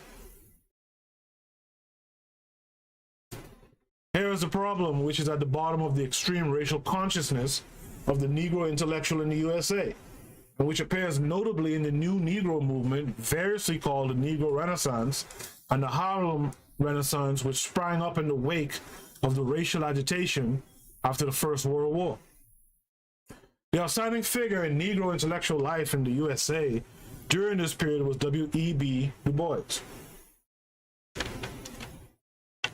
He was the first to analyze with clarity the ambiguous social position of the Negro in the USA.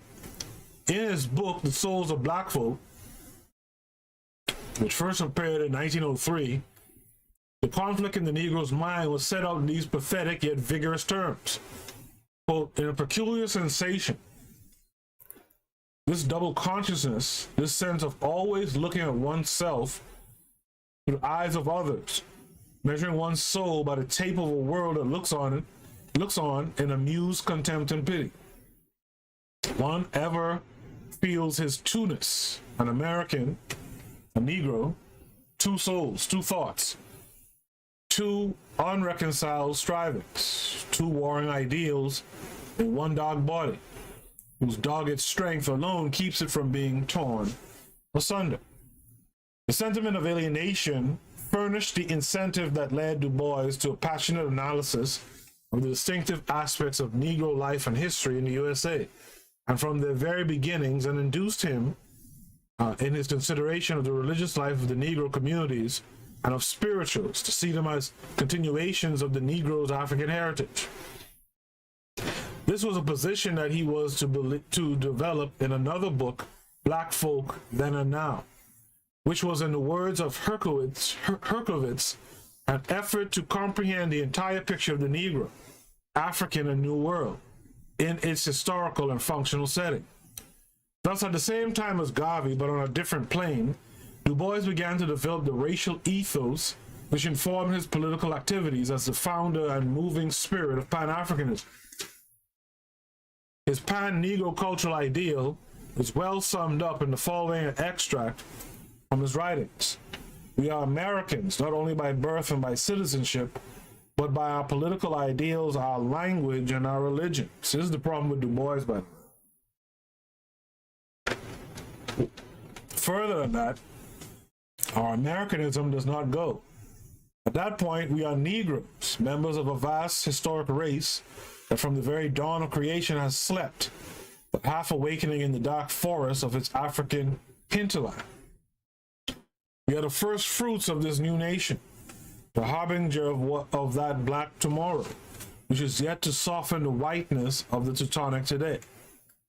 We are the people whose subtle sense of song has given America its only American music, its only American fairy tales, its only touch of pathos and humor amid its mad money-making plutocracy. As such, it is our duty to conserve our physical powers, our intellectual endowments, our spiritual ideals. As a race, we must strive by race organization, by race solidarity, by race unity, to the realization that broader humanity, which freely recognizes differences in men, but sternly deprecates inequality in their opportunities of development. Du Bois gives voice here to certain sentiments which his Negro compatriots were the first to echo, although we have come to associate them with Leopold Sédar Senghor. Cultivation of a Negro identity culturally as well as socially and politically, and the expression of a total racial solidarity based not only on common social experience, but also on a common spiritual feeling, came to dominate the literature of the American Negro. The apologetic tones and veiled revolt that characterized Negro writing before then gave way to a new revolutionary accent. Claude McKay, County Cullen, Langston Hughes, Sterling Brown, and others established a radical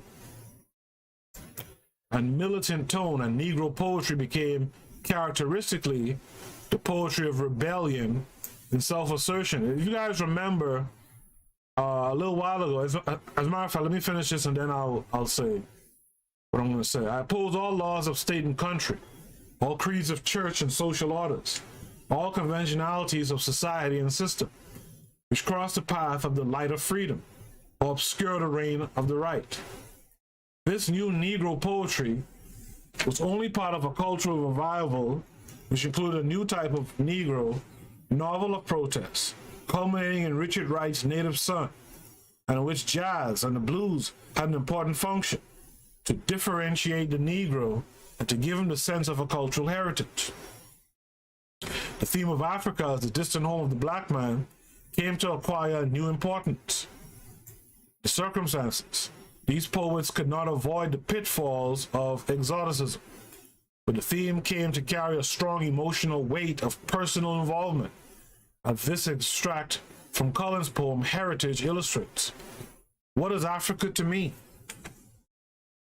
Copper sun or scarlet sea, jungle star or jungle track, strong bronze men or regal black, women from whose loins I sprang, when the birds of Eden sang, 1 or 3 centuries removed, 3 centuries removed from the scenes his fathers loved, spicy grove, cinnamon tree.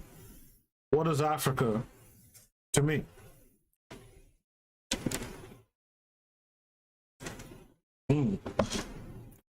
What is Africa to me? And you know, I talked about it a couple weeks back, like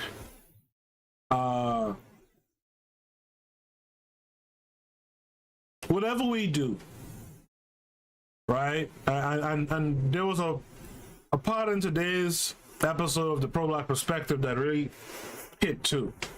But whatever we do, we gotta do it with black intentions, and that's really what Negritude is, right? Black intentions, black values, and black intentions, right? When we do art as black folks, as African descended people, we gotta do art that brings an African value, a black value to it, right? That brings an African intention or a black intention to it. Right, be that in film, photography, you know, whatever it is, music, right? That's what we should be aiming for, right? Because that's where the resistance really takes hold with people. Resistance really takes hold people in the arts. I'm going to be real with you, right? Even oratory, which can be artistic in how it's done. Right, but it's the arts that really get people. Some people call it entertainment, but it's really is the arts that really get people, right?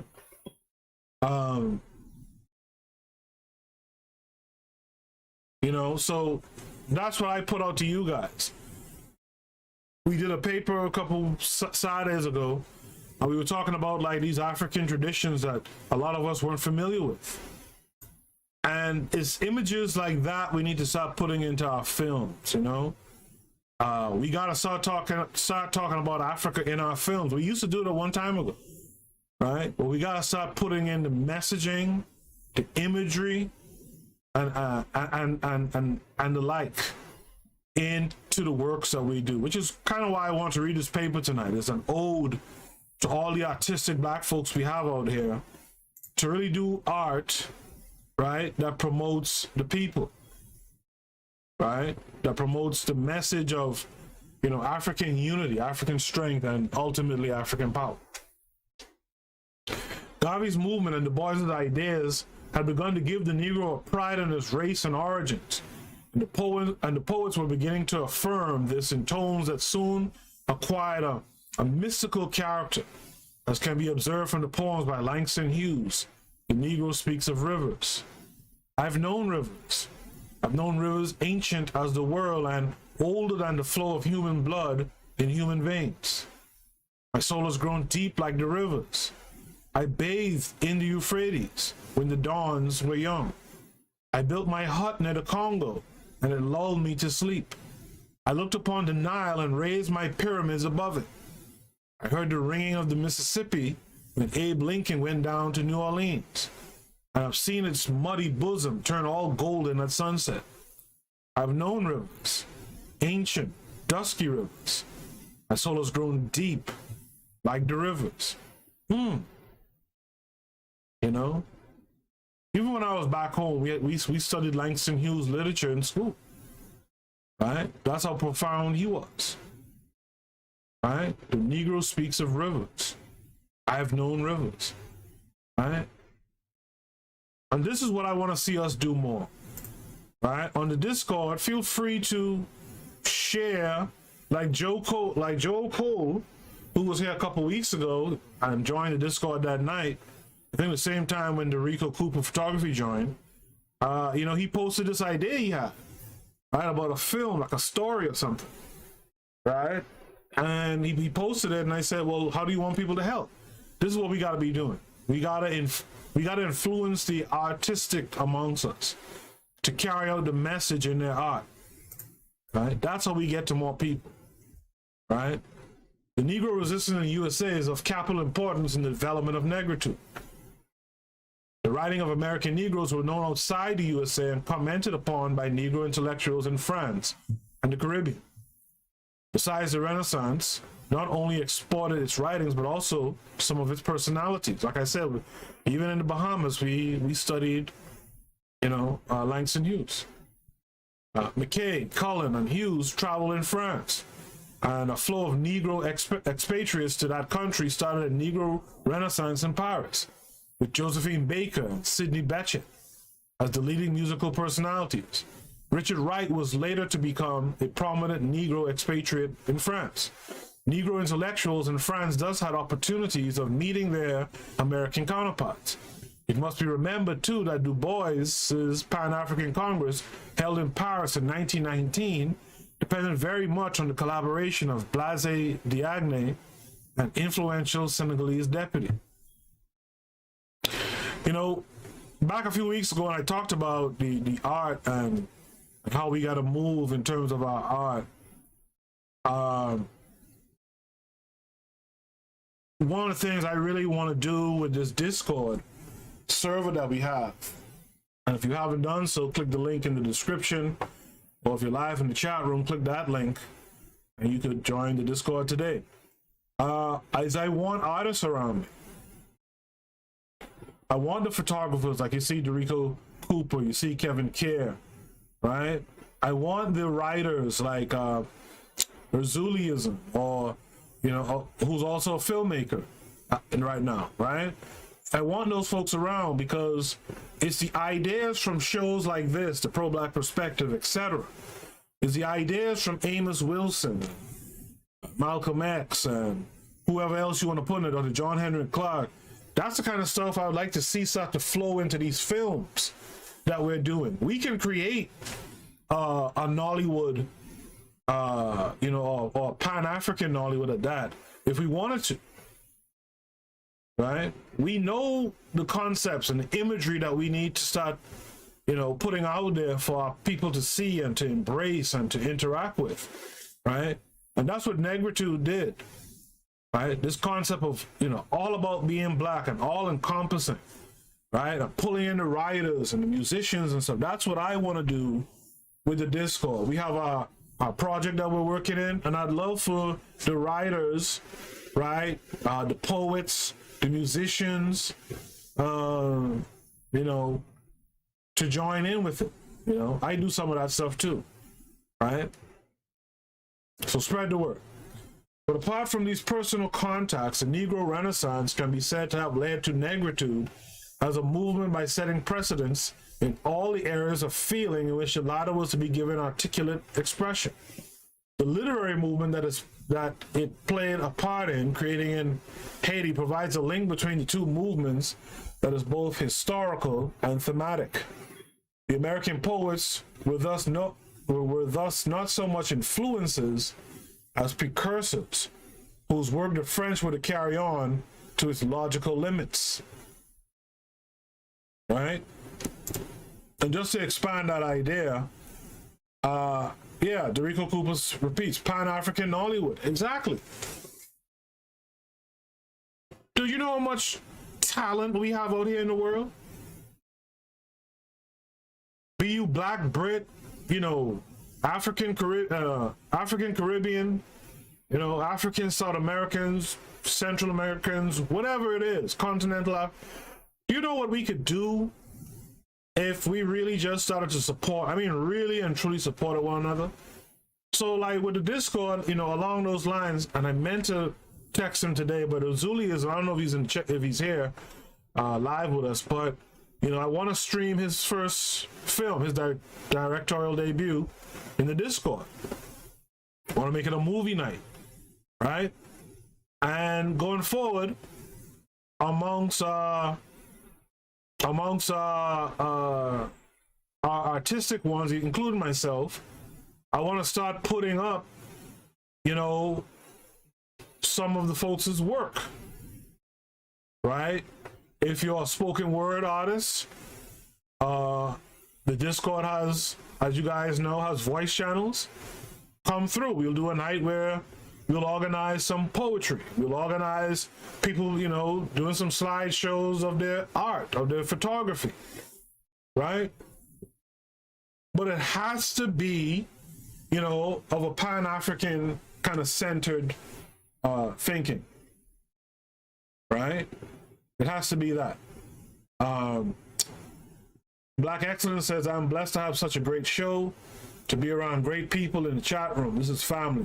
Blessed is the Bitter Medicine Podcast. Wow, that's high praise. I appreciate that. Kevin K42 says, I already see a new Black Renaissance taking place. This Rona has given many Black people time to stay home, think, and create work. That's the truth. Can you believe how much great work from Black people you will see when Rona goes away? Derico Cooper says, second to none. That's my old high school slogan as well. Shout out to the Rattlers. Black Excellence says, I'm a big comic fan. I started searching for Black-owned comic companies on Instagram. Check out the hashtag Nubiancy. Okay, Nubiancy. That's a dope hashtag too. Nubiancy. Good stuff. If you see any cartoonists out there, any comic book creator out there who I should talk to, you know, you could reach out to them for me, or just let me know and I'll reach out to them as well, or instead, and I'll have them on the show. I like art. I like the comic book medium. I love photography, even though I'm bad at it. You know, I like spoken word, even though I'm not great at that. But you know, I like drawing, which I'm good at. I like making music, which I'm good at. Right? I want to bring all those things together. So you guys keep that in mind. You photographer types who are always meeting artistic folks, beautiful women and all the like. By all means, the Discord is where you can show some of it off. Let's organize a night around displaying, you know, Black artistic talent on the Discord. If you guys are down, let me know. Right? Hashtag Nubians. You know what? Let me take a quick station ID break. I'll be back on the other side. You are listening to the Bitter Medicine Podcast on KWAZ Radio.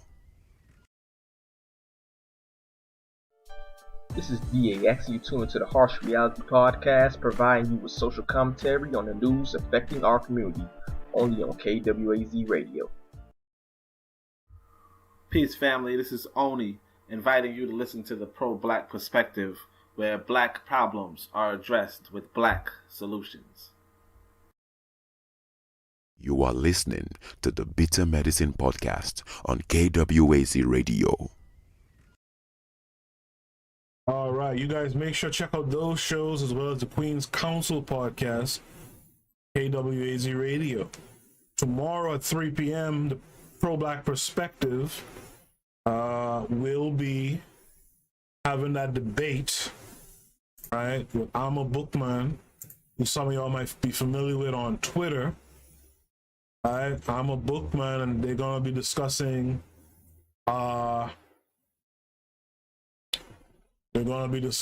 African spirituality. All right, you guys should check that out. Kevin K42 said he's down. Yeah, I mean, if you guys, you know, you know, let me know. Let's do it. Maybe we could do it as a prelude to showing, you know, the Raging Elephant movie that Ozulism directed.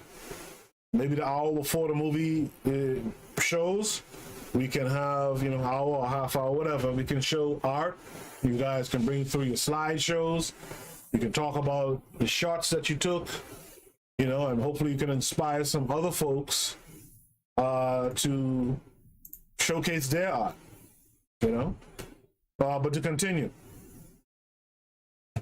the Haitian literary renaissance. The Haitian Renaissance was a direct result of the occupation of the Republic by the United States in 1915.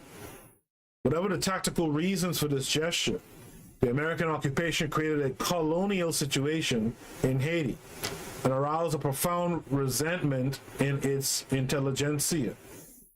Apart from the complete takeover of the public institutions of Haiti, an element of color conflict was introduced by the racial attitude of some members of the American administration. The import of the occupation appeared clear, as the Republic was the only state run by black people in the Americas. The reversal of its sovereign position was generally interpreted in a racial light. Haiti thus came under white domination, and its intellectuals reacted along familiar lines. You guys remember I read about the Monroe Doctrine. The Monroe Doctrine goes into explaining, in part, or in whole, why America went into Haiti in 1915. Although Haiti had for about a century been an independent country, the very absence of direct white domination up to 1915 had made it a Negro republic as far as the more sophisticated forms of cultural expression were concerned, only in a nominal sense. The Haitian elite, though proud of its political heritage and jealous of its independence, took its cultural values exclusively from France. It was far removed from the original culture of the ordinary folk. This is why I wish Ozulism was in here to speak his piece on that statement. Right? A deep cleavage just existed between the intelligentsia and the masses. The American occupation, however, brought a radical change in the mental outlook of the Haitian intellectuals. The process has been described by Naomi Garrett. Quote, they had been made conscious in a humiliating manner of the racial characteristics which distinguished them from the powerful Americans in their country. To face the feeling of inferiority that the occupation had managed to engender within them, they turned within themselves into their distant past to seek what there was, if anything, in their traditions and their heritage of which they could be proud. Here at last was something theirs and inaccessible to the Americans. The reaction of the Haitians was to seek for themselves a sphere of thought and action outside American control, and thus to seek a national, quote-unquote, national soul. Their quest was to be facilitated by the writings of a most eminent scholar, the ethnologist J. Price Mars, who became their ideological leader. His book, Ayansi para Leonco, the scientific report of popular Haitian culture, was interspersed with comments in which he made clear the message he wished to convey to his compatriots. Like Du Bois, he saw in Haitian popular culture the common denominator, quote, the intimate essence, end of quote, as he termed it, of the Haitian people. And again, like Du Bois, Price Mars went on to recognize the African basis of this, and to advocate its acceptance as a functional part of the Haitian national heritage, in the hope that such a gesture would make the Haitians no longer colored Frenchmen, but Haitians, pure and simple. That is, men born under specific historical conditions. His main point was, quote, we have no chance of being ourselves unless we do not repudiate any part of our ancestral heritage. Well, 80% of this heritage is a gift from Africa. Exclamation point. Right? You always got to go back to that source, man. Thus, the sentiment of domination by white rule led Price Mars to place a specific situation within a larger context, cultural, historical, and racial. Naomi Garrett has shown how strong the hold of Price Mars's ideas was upon the younger generation of Haitian writers who reacted against their predecessors, considering them servile imitators of the French, and organized themselves around literary reviews with significant names like La Revue, La Revue Indigene, and Les Griots. The Griots, okay.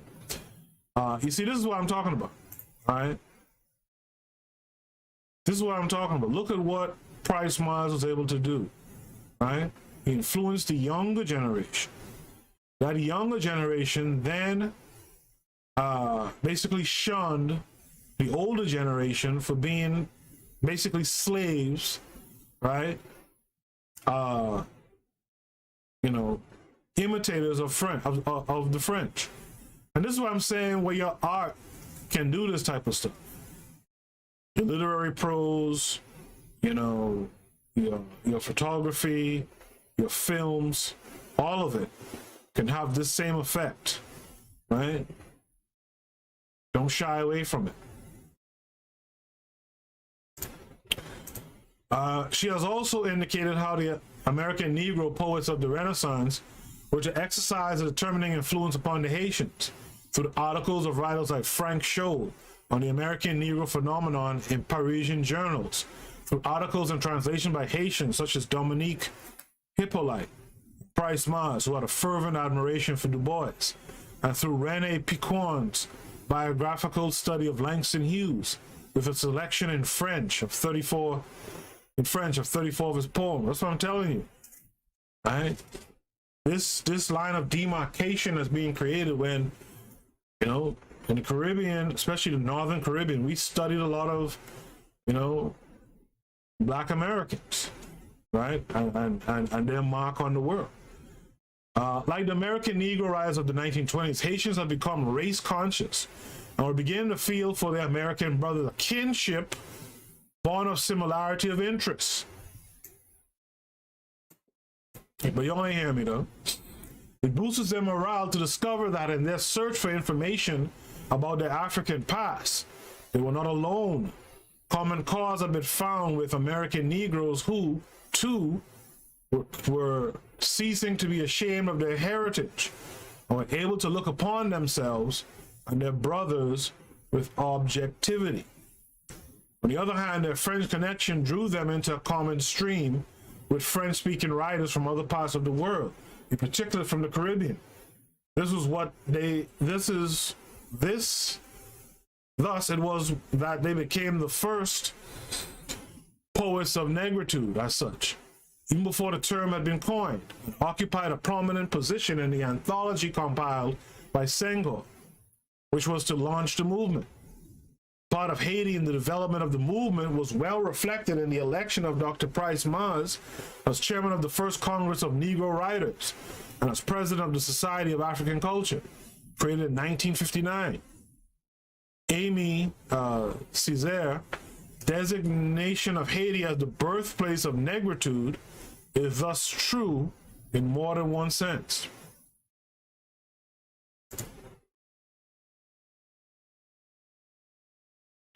This brings us to a section called Influences. The chat room. Kevin K says he's down. He reminds you to please like, comment, and share and subscribe. Rico Cooper Photography says we all need to create a character for the comic. All right. Oh, you guys want to create a shared comic? That'll be neat. That'll be neat. Yeah, that would be neat actually. Like, can you imagine? Let's before I continue with the paper, I know this has been 2 hours already. But before I continue, could you imagine, right?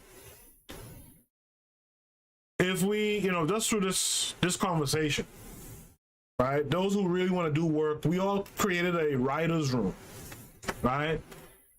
And we did the Tyler Perry thing where you push out these scripts, right? but not do the Tyler Perry thing where it's shabby, right? It's shabbily executed. We push out these scripts for, you know, audio dramas or something, right? But these audio dramas are chock full of like insight from Du Bois, Malcolm X, MLK, insight from Sekou Touré, Amilcar Cabral, like, you know, etc., etc., etc. Just chock full of insight, chock full of traditional African history, right? And Pan-African in terms of its character base. Like we have the Africans in America, the Africans from the Caribbean, the UK, the continent, so forth and so on. Like, could you imagine a writer's room that was just putting out these audio plays, for example, right? I'm sure I'm giving away a real big idea right now, right? But we could get those people together in the Discord. That's something we can be doing, right? We can be doing that. So it's something to think about and chew on. So influences, part 3. An ironic aspect of Negro popular movements in Africa, as well as the United States, is the way in which African elements acted as catalysts in the emotional reaction which produced nationalist feelings. Christian egalitarian teaching, for example, helped to show up in the eyes of black converts the fundamental contradiction that separated white domination from the avowed humanitarian principles of Western culture, and to underline the rift between the objective practice and the declared values of the white man. Toussaint Louverture's revolution in San Domingo was founded by a similar process on the ideals of the French Revolution. A powerful emotional inspiration of nationalism was thus a disaffection for the white man, judged against his own principles. Since the separatist churches in Africa as well as in America were syncretic, they were therefore never a pure return to original forms of religious expression in Africa, much less in America, where this was out of the question. Thus, once a black man had been disassociated in any way from his culture, a return to any kind of complete authenticity became impossible. The acculturative process was irremediable, right? Just can't fix it. But actually you can, in the way that I just described just now, right? It requires those who are willing to be well immersed, right, in African history, culture, etc., right, to sit down and write captivating stories that include all of it.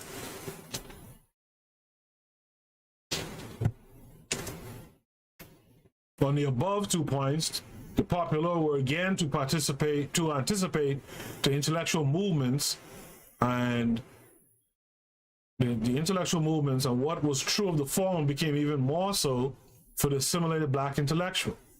This truth is borne out by the tremendous influence which Western ideas and cultural forms have had on Negro intellectual movements, especially on Negritude. For, without any doubt, the progressive formulation of the movement was made possible by the dominant currents of ideas in the West, was in fact singularly favored by the intellectual and moral climate created in Europe by the aftermath of World War I. This brings us to the intellectual climate in Europe.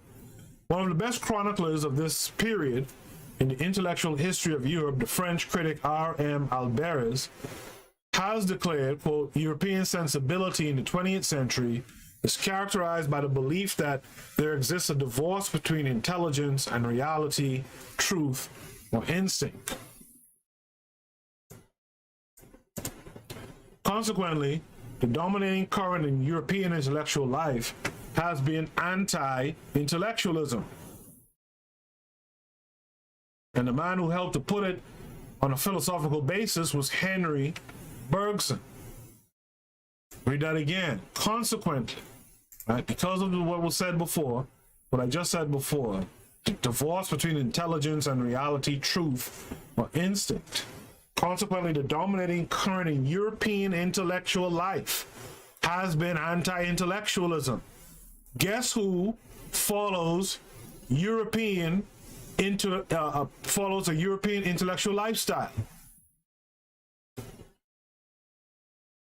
And now you'll know why there's so much embracing of anti-intellectualism.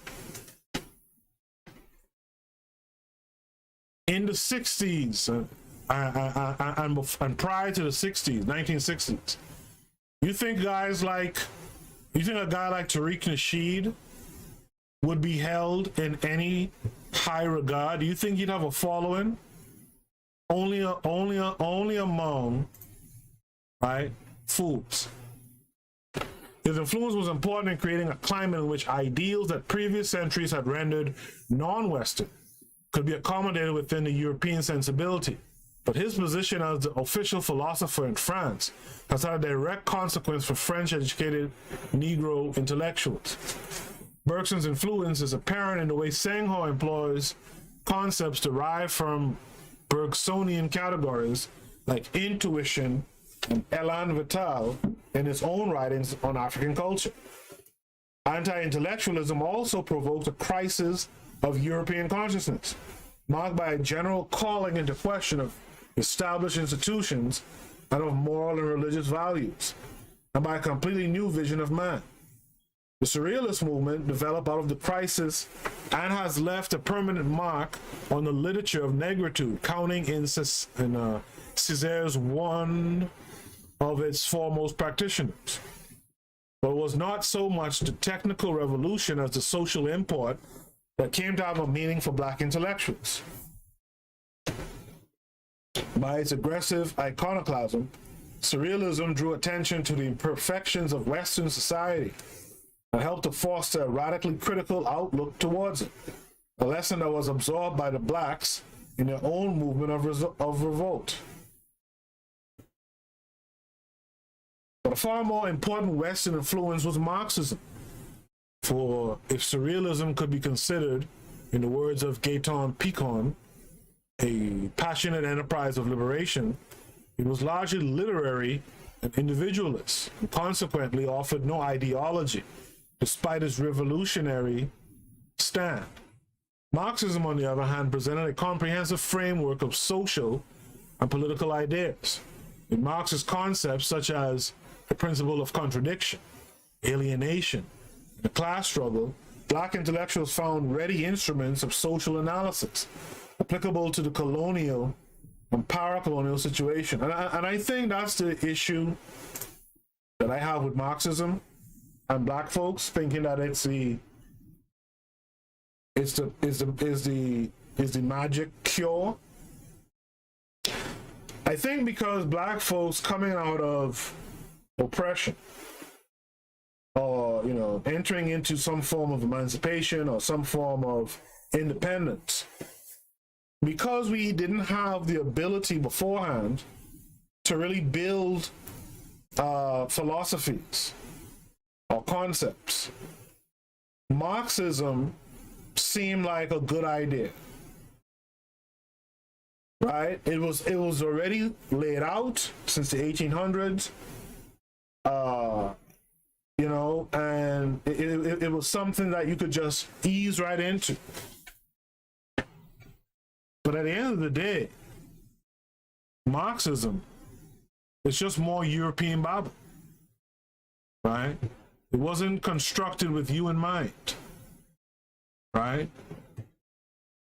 It just wasn't.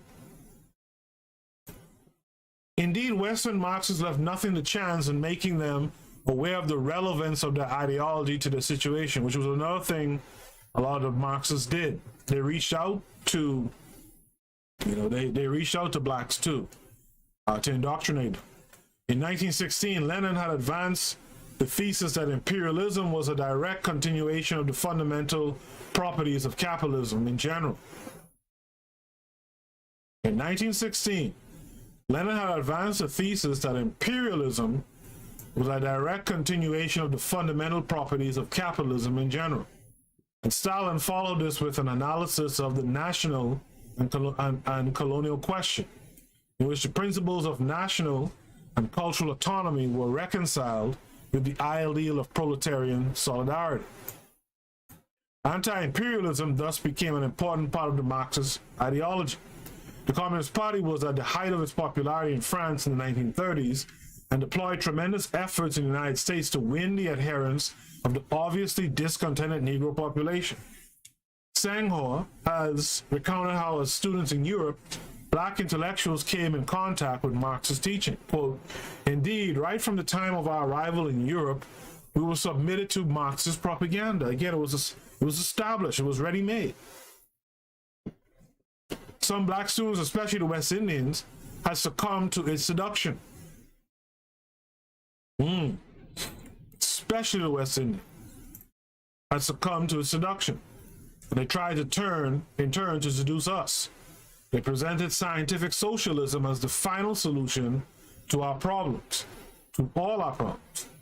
In the guise of parliamentary democracy, they preached, a minority of bourgeoisie elements held in their hand the levers of power and wealth.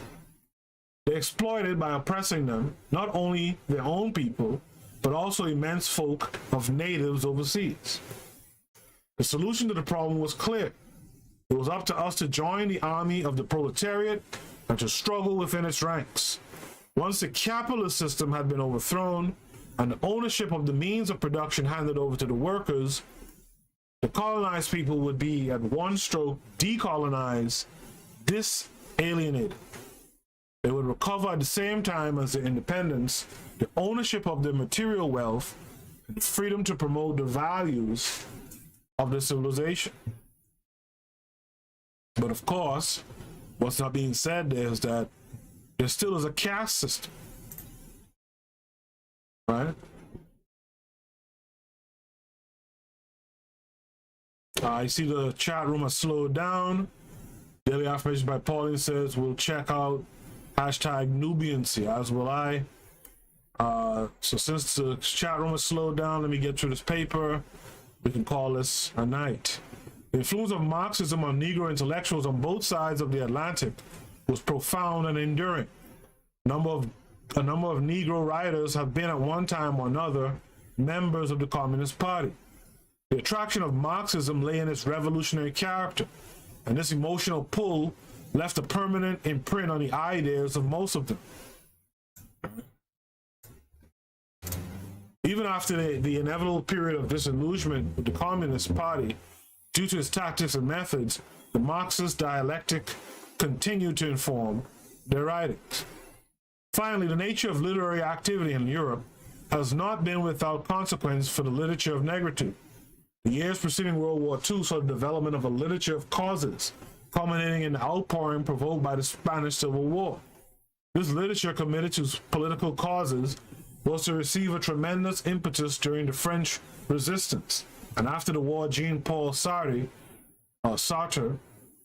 developed the idea of literature engage in a series of essays on the nature of literature and on the relationship of the writer to society. The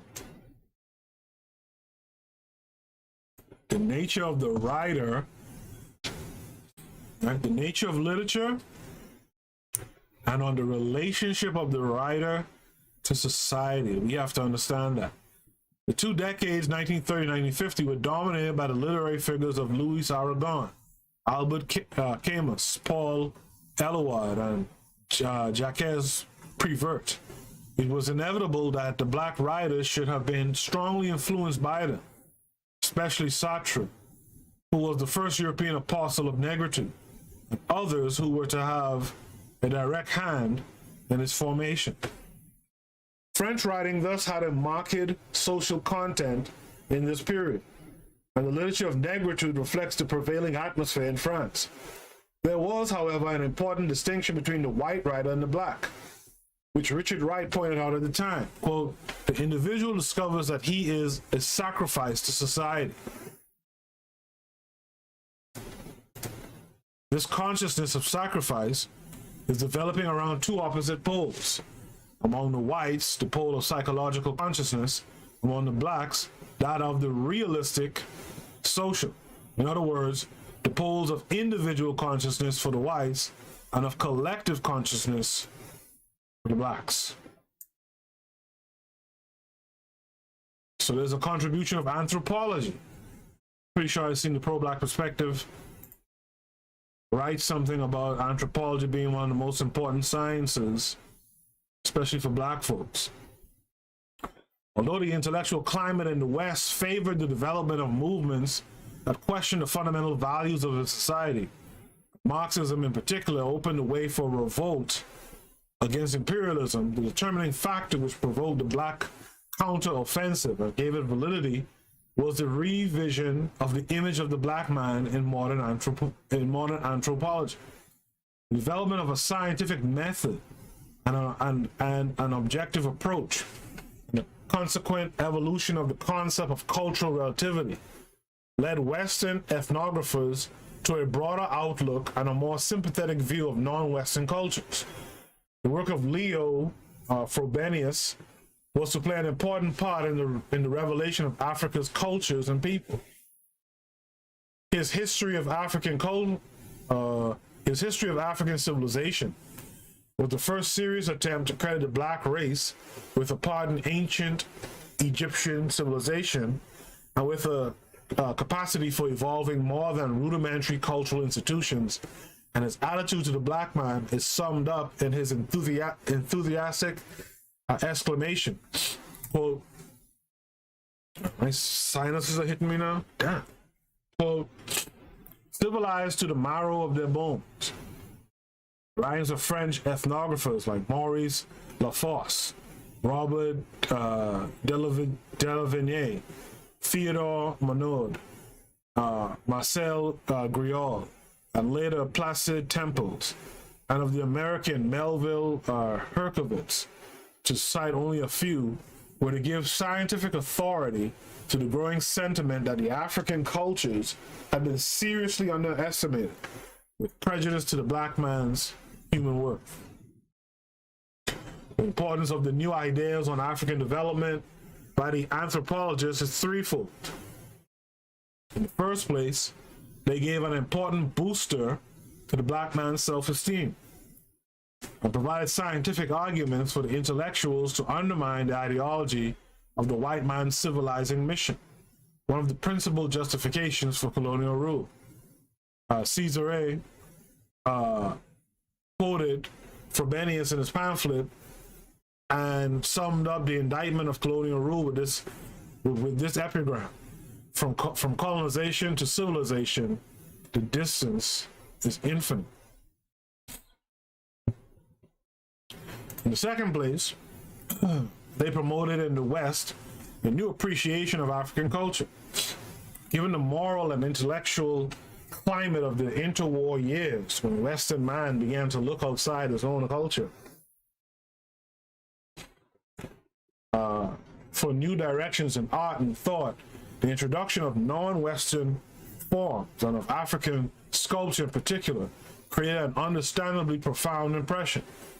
Leading artists and writers in Europe took up African forms of cultural expression, including literacy, styles, and jazz, brought over by the Americans, began to be considered a serious musical form.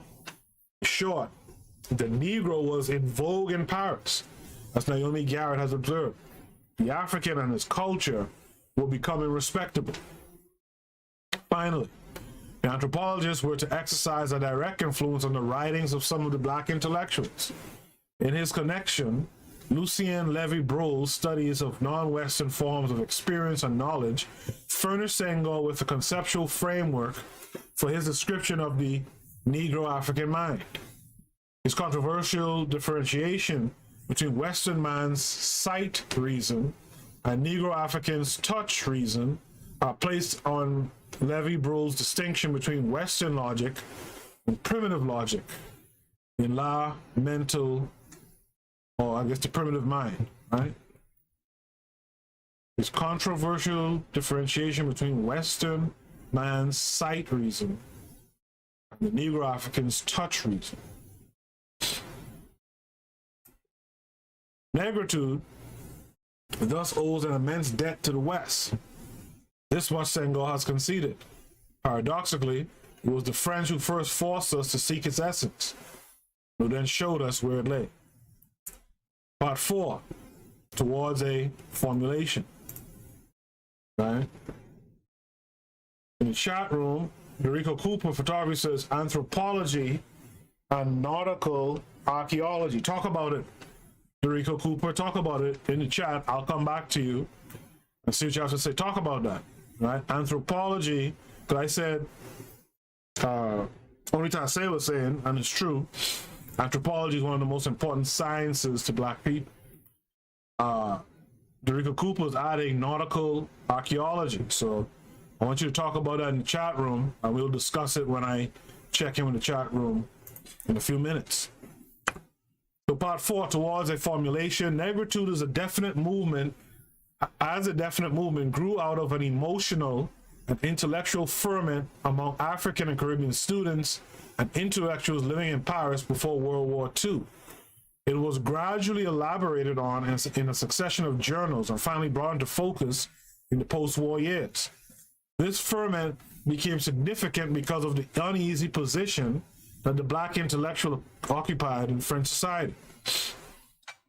But there was a fundamental weakness at the heart of the French colonial policy, a selective and rigid assimilation of a Black elite, combined with discrimination against the rest of the colonized population. Right? It created in the elite a feeling that they were on sufferance and a conflict of loyalties. Added to this was the fact that they could not always escape racial prejudice against them in white society. For even if French people have little prejudice, the Black man was an object of contempt.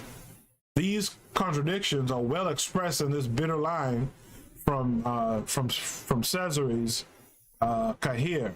I salute the 3 centuries that uphold my civic rights with my blood minimized. The Black elite was thus assimilated intellectually, but never socially, and could not develop and involve and identified with the culture of their masters. The Black elite was thus assimilated intellectually, never socially, and could not become involved and identified with the culture of their masters. As cultural hybrids, the only way out of their form of alienation was to fall back on their ethnic loyalties. The situation thus drew them together, and it is not difficult to understand their reaction. As Senghor put it in 1962, early on, we had become aware within ourselves that assimilation was a failure. We could assimilate mathematics, French language, but we could never strip off our Black skins or root out our Black souls. And so we set out on a fervent quest for the Holy Grail, a collective soul. The first sign of this reaction came in 1921, when a West Indian administrator, Rene Maran, published a novel, ABIOLA, based on his experience in the Congo. This won the coveted Prix Goncourt for that year and caused a scandal leading to his dismissal from the civil service. Although Maran, who was brought up and educated in France, rightly claimed to be French, he has since been acclaimed by other Black writers as a precursor of Negritude. But such a title belongs more properly to another West Indian, Etienne Leroux, whose manifesto, I guess the Legitimate Defense, which appeared in 1932, indicated the way in which separate influences from America and Europe had converged upon the Blacks in France to inspire their reaction. In one passage, for instance, he wrote, "The storm wind blowing down from Black America will soon wipe out from our Antilles the aborted fruits of a decaying civilization."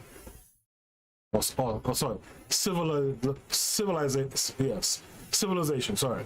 Langston Hughes and Claude McKay, the 2 revolutionary poets, have brought for us tempered in red alcohol the African love of life, the African joy of love, the African dream of death. In another passage, Leroy condemned West Indian writing. The foreigner would look in vain in this literature for an original or profound accent, for the sensual and colorful imagination of the black man, for an echo of the resentment as well as aspirations of an oppressed people. And Leroy went on to annex surrealism and Marxism to the cause he had set out to espouse. Leroy's poetry was neither original nor of high quality, but with this single manifesto he had set in motion a process which was to outlive him and to be prolonged by the efforts of three other poets, Amy Cesare, Leon Damas, and Leopold Sédar Senghor, who founded their own paper, L'Étudiant Noir, the Black Student, which appears to have brought together Africans and West Indians. This was also the period in which Cesare produced his masterpiece, which I can't pronounce, published in little-known journal Volentes in 1939, in which the word Negritude first appeared in print. The original inventor of the term has been kept a close secret between the three of them, although Cesare is generally given credit for it. The war soon scattered the group, but Cesare kept up their efforts with Tropiques, a paper he founded in Fort-de-France, capital of Martinique, where he had returned as a professor at the local lycée. He maintained a sharp commentary on the colonial situation in his native island, complemented by a new determination, as can be seen in the article he wrote to launch the review. The circle of darkness gathers amidst the cries of men and the howls of beasts, yet we count ourselves among those who say no to darkness. We know that the salvation of the world depends on us, that the earth has need of all her children, even the humblest. Who was it? Was it Rasta who was talking this talk the last episode or so? Or salvation of the world depends on us. It was in Martinique that Andre Breton, the leader of the Surrealist movement, who was a wartime refugee there, came to be acquainted with Cesare. As a result, a new bilingual edition of Kahir was published in New York with a prefatory eulogy in which Breton acclaimed the poem as the greatest lyrical monument of the time. After the war, the three men found themselves together again in Paris as representatives in the French National Assembly of their territories of origin. The next step was, however, taken independently of the triumvirate by Alioune Diop, or Diop, a Senegalese, who in 1947 founded the review Présence Africaine, with the collaboration of the most eminent personalities in French literary and academic circles. This marks a decisive stage. Présence Africaine opened its own publishing section and helped to give a concrete formulation to the movement by bringing out a series of works by black writers and by other scholars on African and Negro literature and problems. Special numbers such as Le Monde Noir, The Black World, edited by the ethnologist Theodore Monod, or Black Art Haiti, Black Poets, or the three black, whatever that is, the three black writers, I think, which include the first novel of Mongo Betty under the name Eza Botu.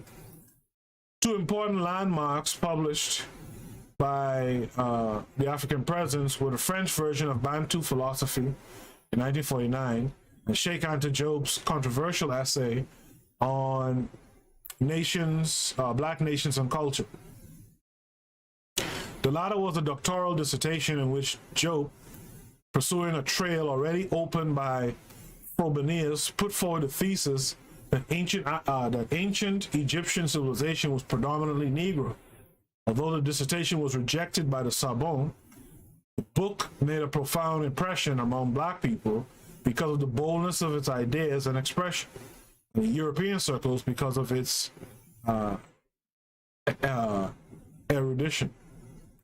Meanwhile, in 1948, Senghor had brought together in his well-known anthology the first lyrical expression of the movement, with an introduction by which he expatiated on the concept of negritude. But it was the essay entitled Black Orpheus, which Jean-Paul Sartre contributed to the volume, that consecrated the term and gave the movement a start. In the 1950s, a considerable amount of literature and ideas had been produced. Cesare Damas and Senghor had been recognized as important figures in the French literary world, while others like Jacques Roumain, Paul Niger, Joseph Zobel, Birago Jope, Jacques Rababandra, later Edouard Glissant, Camara Lay, and René Depestre, to mention only a few, had become established writers. The success of the Bandung Conference in 1955 inspired the African presence to organize a cultural counterpart. And in 1956, the first Congress of Negro Writers and Artists was held in Paris, with the express aim of defining a new non-Western cultural consciousness. As Alouane Diop put it in his opening speech, we of the non-European world have got, with the help of everyone, to stimulate new values, to explore together new worlds born out of the meeting of peoples. This Congress was mainly of a cultural character, with papers on different aspects of African and Afro-American cultures, although not without occasional attacks on the West and impeachments of colonial rule, an enterprise of moral extermination, as Joe called it. In short, this was a stock-taking and a tentative effort at Negro solidarity at the cultural level. The Second Congress, well, this paper is long. The Second Congress, which followed 3 years later in Rome, was of a fair, more political character. The theme chosen, the responsibility of the intelligentsia, was a direct reference to the colonial situation, indicated a new attitude. The crisis, which marked French colonial policy and other consequences in France, were probably connected within this development. Colonialism had at any rate become a burning question, made even more urgent by the rise of Ghana as the first African nation to become independent after the war. The spirit that dominated at this conference was thus expressed by Cesare, we must hasten the process of decolonization, that is to say, employ all means to hasten the ripening of a popular consciousness. Further on in his speech, he declared, as for us in the particular situation in which we find ourselves, we are the propagators of souls, the multipliers of souls, in the last resort, the inventors of souls. The 1959 Congress in Rome was the last major public manifestation of negritude to date. Probably indicates the high watermark of the movement. For since 1960, the year of African independence, which sent a majority of his adherents back to their new countries, and which marked a turning point in the relationship between the West and African peoples, it has begun to ebb as an organized movement. On the other hand, negritude has acquired a new orientation and ideas due to the efforts of one man, Senghor. Two facts stand out clearly from a consideration of the progressive development of negritude, seen in this broad historical perspective. The first is that it was a movement of reaction against the Western cultural domination, which was concomitant with political domination. As such, it appears as a remarkable example of counter-acculturation. It seems perfectly clear, however, that without the pressure of colonial rule and the conflicts which it created in Africa, and without the historical and social factors which dominate the situation of the black man in America, that is, without the racial factor, forms of reaction to culture, contact among black people summarized here would have had a completely different character.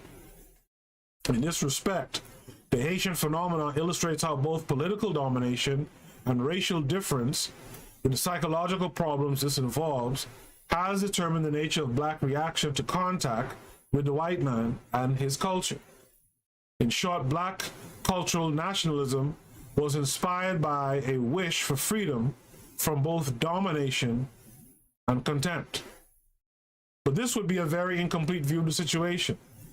The complementary side of the black man's response has been to turn to means which, at first sight, from a psychological point of view, afford him a compensation for the domination and humiliation.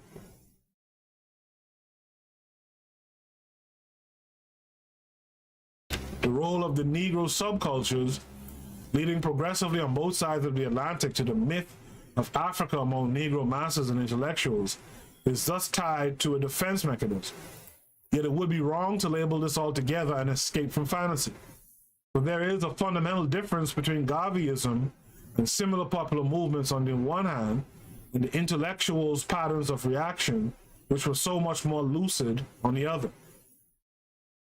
Thus, although the intellectual movements develop out of very strong emotional conflicts, they too produce their myths. They generally progress further to a more constructive stage.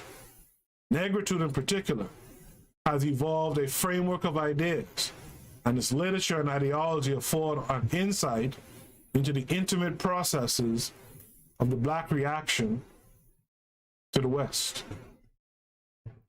That, my friends, is the end of the paper. Let's see if anyone's still with me and if they're talking about anything. What did you guys think of the paper? First and foremost, and what I'll do, I'll take a station ID break here, and I'll come back on the other side and we'll discuss any comments that have been left. All right? You are listening to the Bitter Medicine Podcast on KWAZ Radio. This is DAX. You tune into the Harsh Reality Podcast, providing you with social commentary on the news affecting our community, only on KWAZ Radio. Peace, family. This is Oni, inviting you to listen to the pro-black perspective, where black problems are addressed with black solutions. You are listening to the Bitter Medicine Podcast on KWAZ Radio. Yes, indeed. Also, make sure to check out the Queen's Council podcast. Also, make sure to check out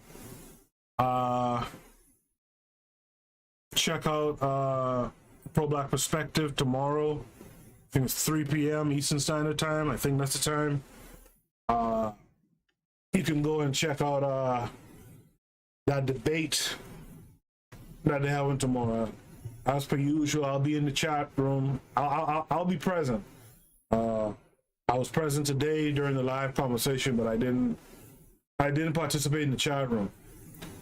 Let me go back through the comments.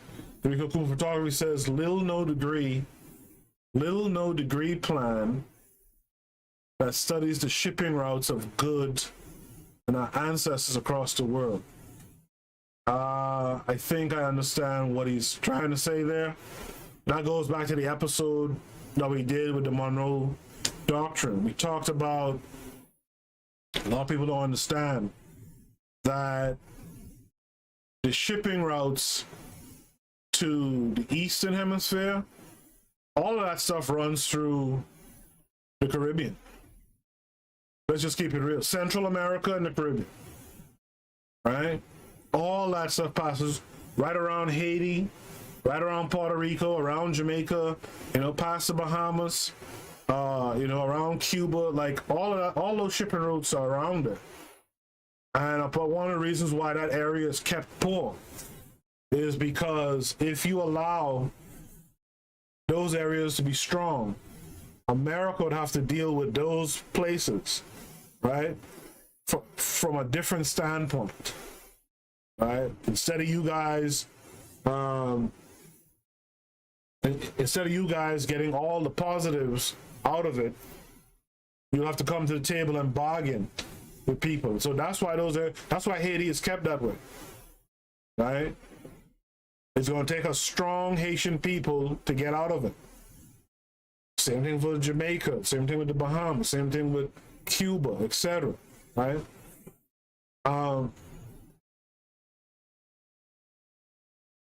Coach Peters here. Y'all check out Coach Pete as well. I haven't seen Coach Pete in a while. Coach Pete says he's enjoying the show. Thanks for that.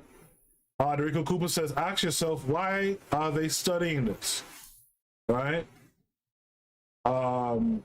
He then goes on to ask the next question. Has slavery stopped? No. What is human trafficking? What if the power went out and never came back on? How many humans died and are dying in those shipping containers stuck in the Suez awaiting passage? Where are the 64,000 plus black women and children that have gone missing over the last few years? Kevin Care 482 says, also livestock. Greed caused that blockage. Check out this commentary about that. He posts a link. Kevin Care says, great show as usual.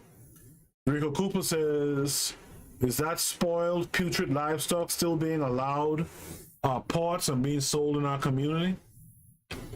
Kevin Care says, by law, they can't throw dead livestock in the ocean. Didn't know that. Right? That's interesting. Right?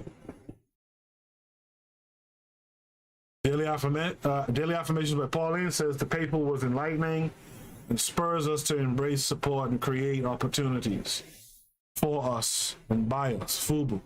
Yeah, the paper was pretty decent in my opinion. It was long, and I don't know if you guys can tell this, but when I read for a long time, and I get thirsty, I start to get tie-tongue and cross-eyed and all that old shit.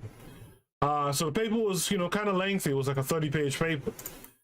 But I hope it allows you to understand the genesis of certain things, right? The genesis of Langston Hughes being the writer that he was, right?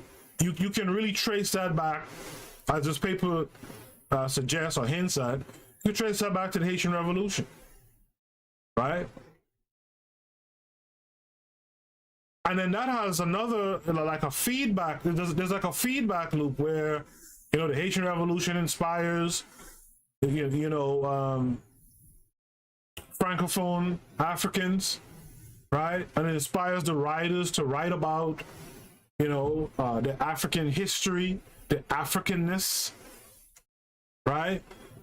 And so you, and when I say you, I'm not necessarily talking to you guys here in the live chat, but you guys out there listening to this can do the same thing. You can do the same thing. You can, am I still there? This thing is saying no data now. Okay, connection. All right? You guys can do the same thing. All right? Instead of, I'm not knocking folks necessarily who do this stuff, but instead of opening up, a paint and sip type business where you're painting and you're sipping on stuff, but you're painting some European bullshit, make the themes African themes and connect those African themes, traditional African themes, to your American lifestyle or to your Black British lifestyle or to your Caribbean lifestyle, or whatever the case is, right? But start engaging, right, in African centeredness, period. And again, like I said, it's the writers who really influence a lot of revolutionary acts, right? Through revolutionary writing, through revolutionary song, right? You guys can do the same. So I hope that, some of the suggestions I put out here, I hope someone picks up the ball. I can't do everything. I hope someone picks up the ball and says, hey, I'll spearhead this. Let's do this. Let's just get on the Discord.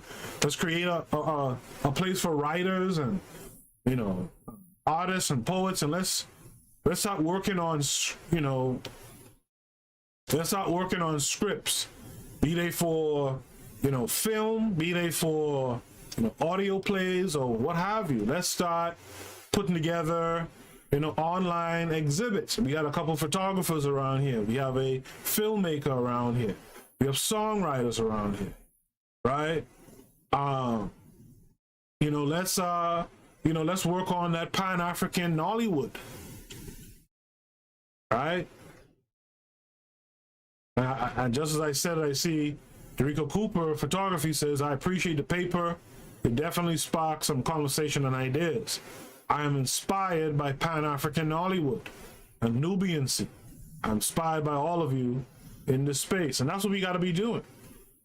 But it can't just be inspiration. It has to be inspiration, collaboration, and production. All right? It has to be inspiration, collaboration, and production. Right? That's what we got to do. If you're a, let's say, you're a construction developer, right? You want to stand out, start taking some fly ideas from the continent, from Africa, and putting it into, you know, the way you develop houses. You know, I remember as a kid, I had an aunt who, when she got, you know, she had a house before, and then she got a real nice, you know, her and her family got a real nice house at one point. And the thing that always struck me about it, most people, the first thing they looked at and talked about was the tiles on the house. She didn't have regular shingles on the house. She had real, I think they call them Spanish tiles. I think that's what they used to call them, Spanish tiles, right? Well, how about do the same thing to, you know, with some African concept? You feel me? And let's make that a thing. Let's make that something that our people want to come to you for business because, hey, I like that or, you know, whatever it is you do that's African centered, that's African inspired, right? Let's do those things, right? And a lot of these ideas need to be collaborated on, right? That's why I said you got to collaborate and produce. All right, you guys, as Derico Cooper says, head over to the Discord. Let me see if I have the link still. Yep, I'll post the link. If you're not on the Discord, definitely click the link. You know, join the Discord. There's a lot of a lot of dope information that's being posted on the Discord these days. Not just curriculum, not just podcasts, but like Kevin Kerr and Derico Cooper and those guys are. Machiavelli and some of those guys are posting, you know, financial tidbits, what to invest in, right? What to look forward to in the investment sphere. Go ahead and jump on that. All right. We're also working on the African-centered curriculum. I don't want to lose sight of it. All right.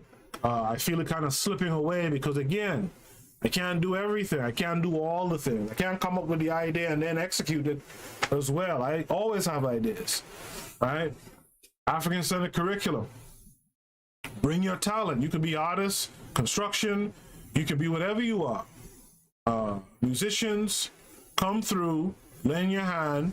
Let's build this African-centered curriculum. That needs to include all the talents that we all have here. Biologists, you know, guitarists, whatever it is, bring it. And there's some use for it, right? To help these generations of ours to come to solve the problems that they have around them. All right. I don't see any more comments or anything from the chat room, so I'll just go through before I leave and thank everyone I've seen here. I've seen Derico Cooper Photography. I've seen Kevin Kerr 42. Those guys are regulars at this point. I've seen Daily Affirmations by Pauline, who's a regular as well now. I've seen Coach Pete. Right. I've also seen NYC Beauties. I've seen Black Excellence, who gave an excellent comment earlier saying that they were blessed to have such a great show, to be around great people in the chat room. This is family. Blessing. Right?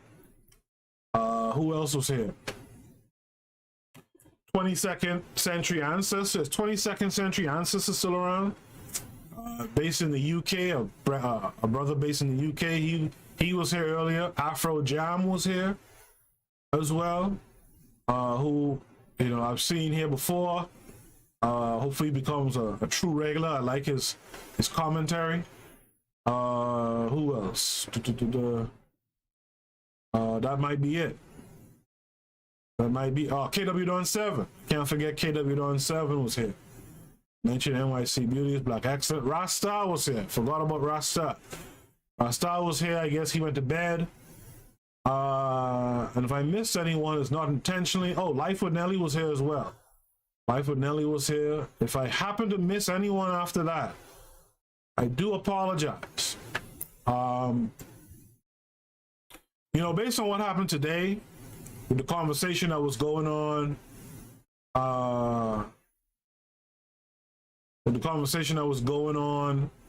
before I started the show, I might actually start to jump on Saturdays a little earlier. Not the show will still start at 8, but I might be in the chat room. So if you want to come through, hang out, talk before I jump on and start, you know, transmitting the episode, maybe we can do that too. Just a little friendly hangout. But as always, you guys can always hang out with me and others on the Discord. All right.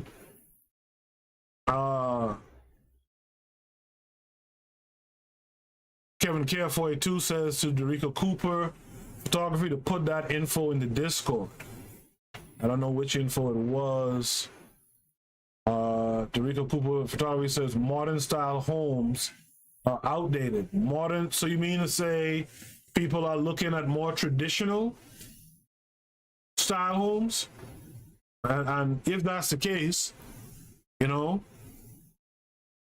think about what you can bring to it that's stylish in an African sense, right? That might be different than what, you know, than what anyone else is doing, right? Or, and we talked about this earlier in the year, think Afrofuturism, right? There's a whole movement called Afrofuturism that includes photography and art and science and you know, movies and all that. You know, maybe look to incorporate some of that stuff. Anyway, I'm all talked out. Chat room was kind of slow right now, so I'll call that a night. I want to say thank you to everyone who was here. I'll see you guys again on Tuesday. On Tuesday at 8 p.m. EST. I won't be in the chat room too early that night. I'll leave that for Saturdays. But on Tuesday, I'll be back. Hopefully, you guys will join me. Peace.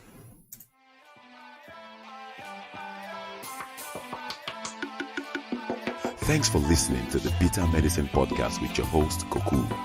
If you like what you just heard, we hope you pass along our web address, bittermedicineblogs.com, to your friends and colleagues, and share our show to all your social media. Be sure to check out our archive section on our website for previous podcasts. This has been a KWAZ radio production. Join us next time for another session of the Bitter Medicine Podcast. Follow us on Facebook at Bitter Medicine Show, Twitter, Bitter Meds, Tumblr, Bitter Meds, Instagram, Bitter Medicine.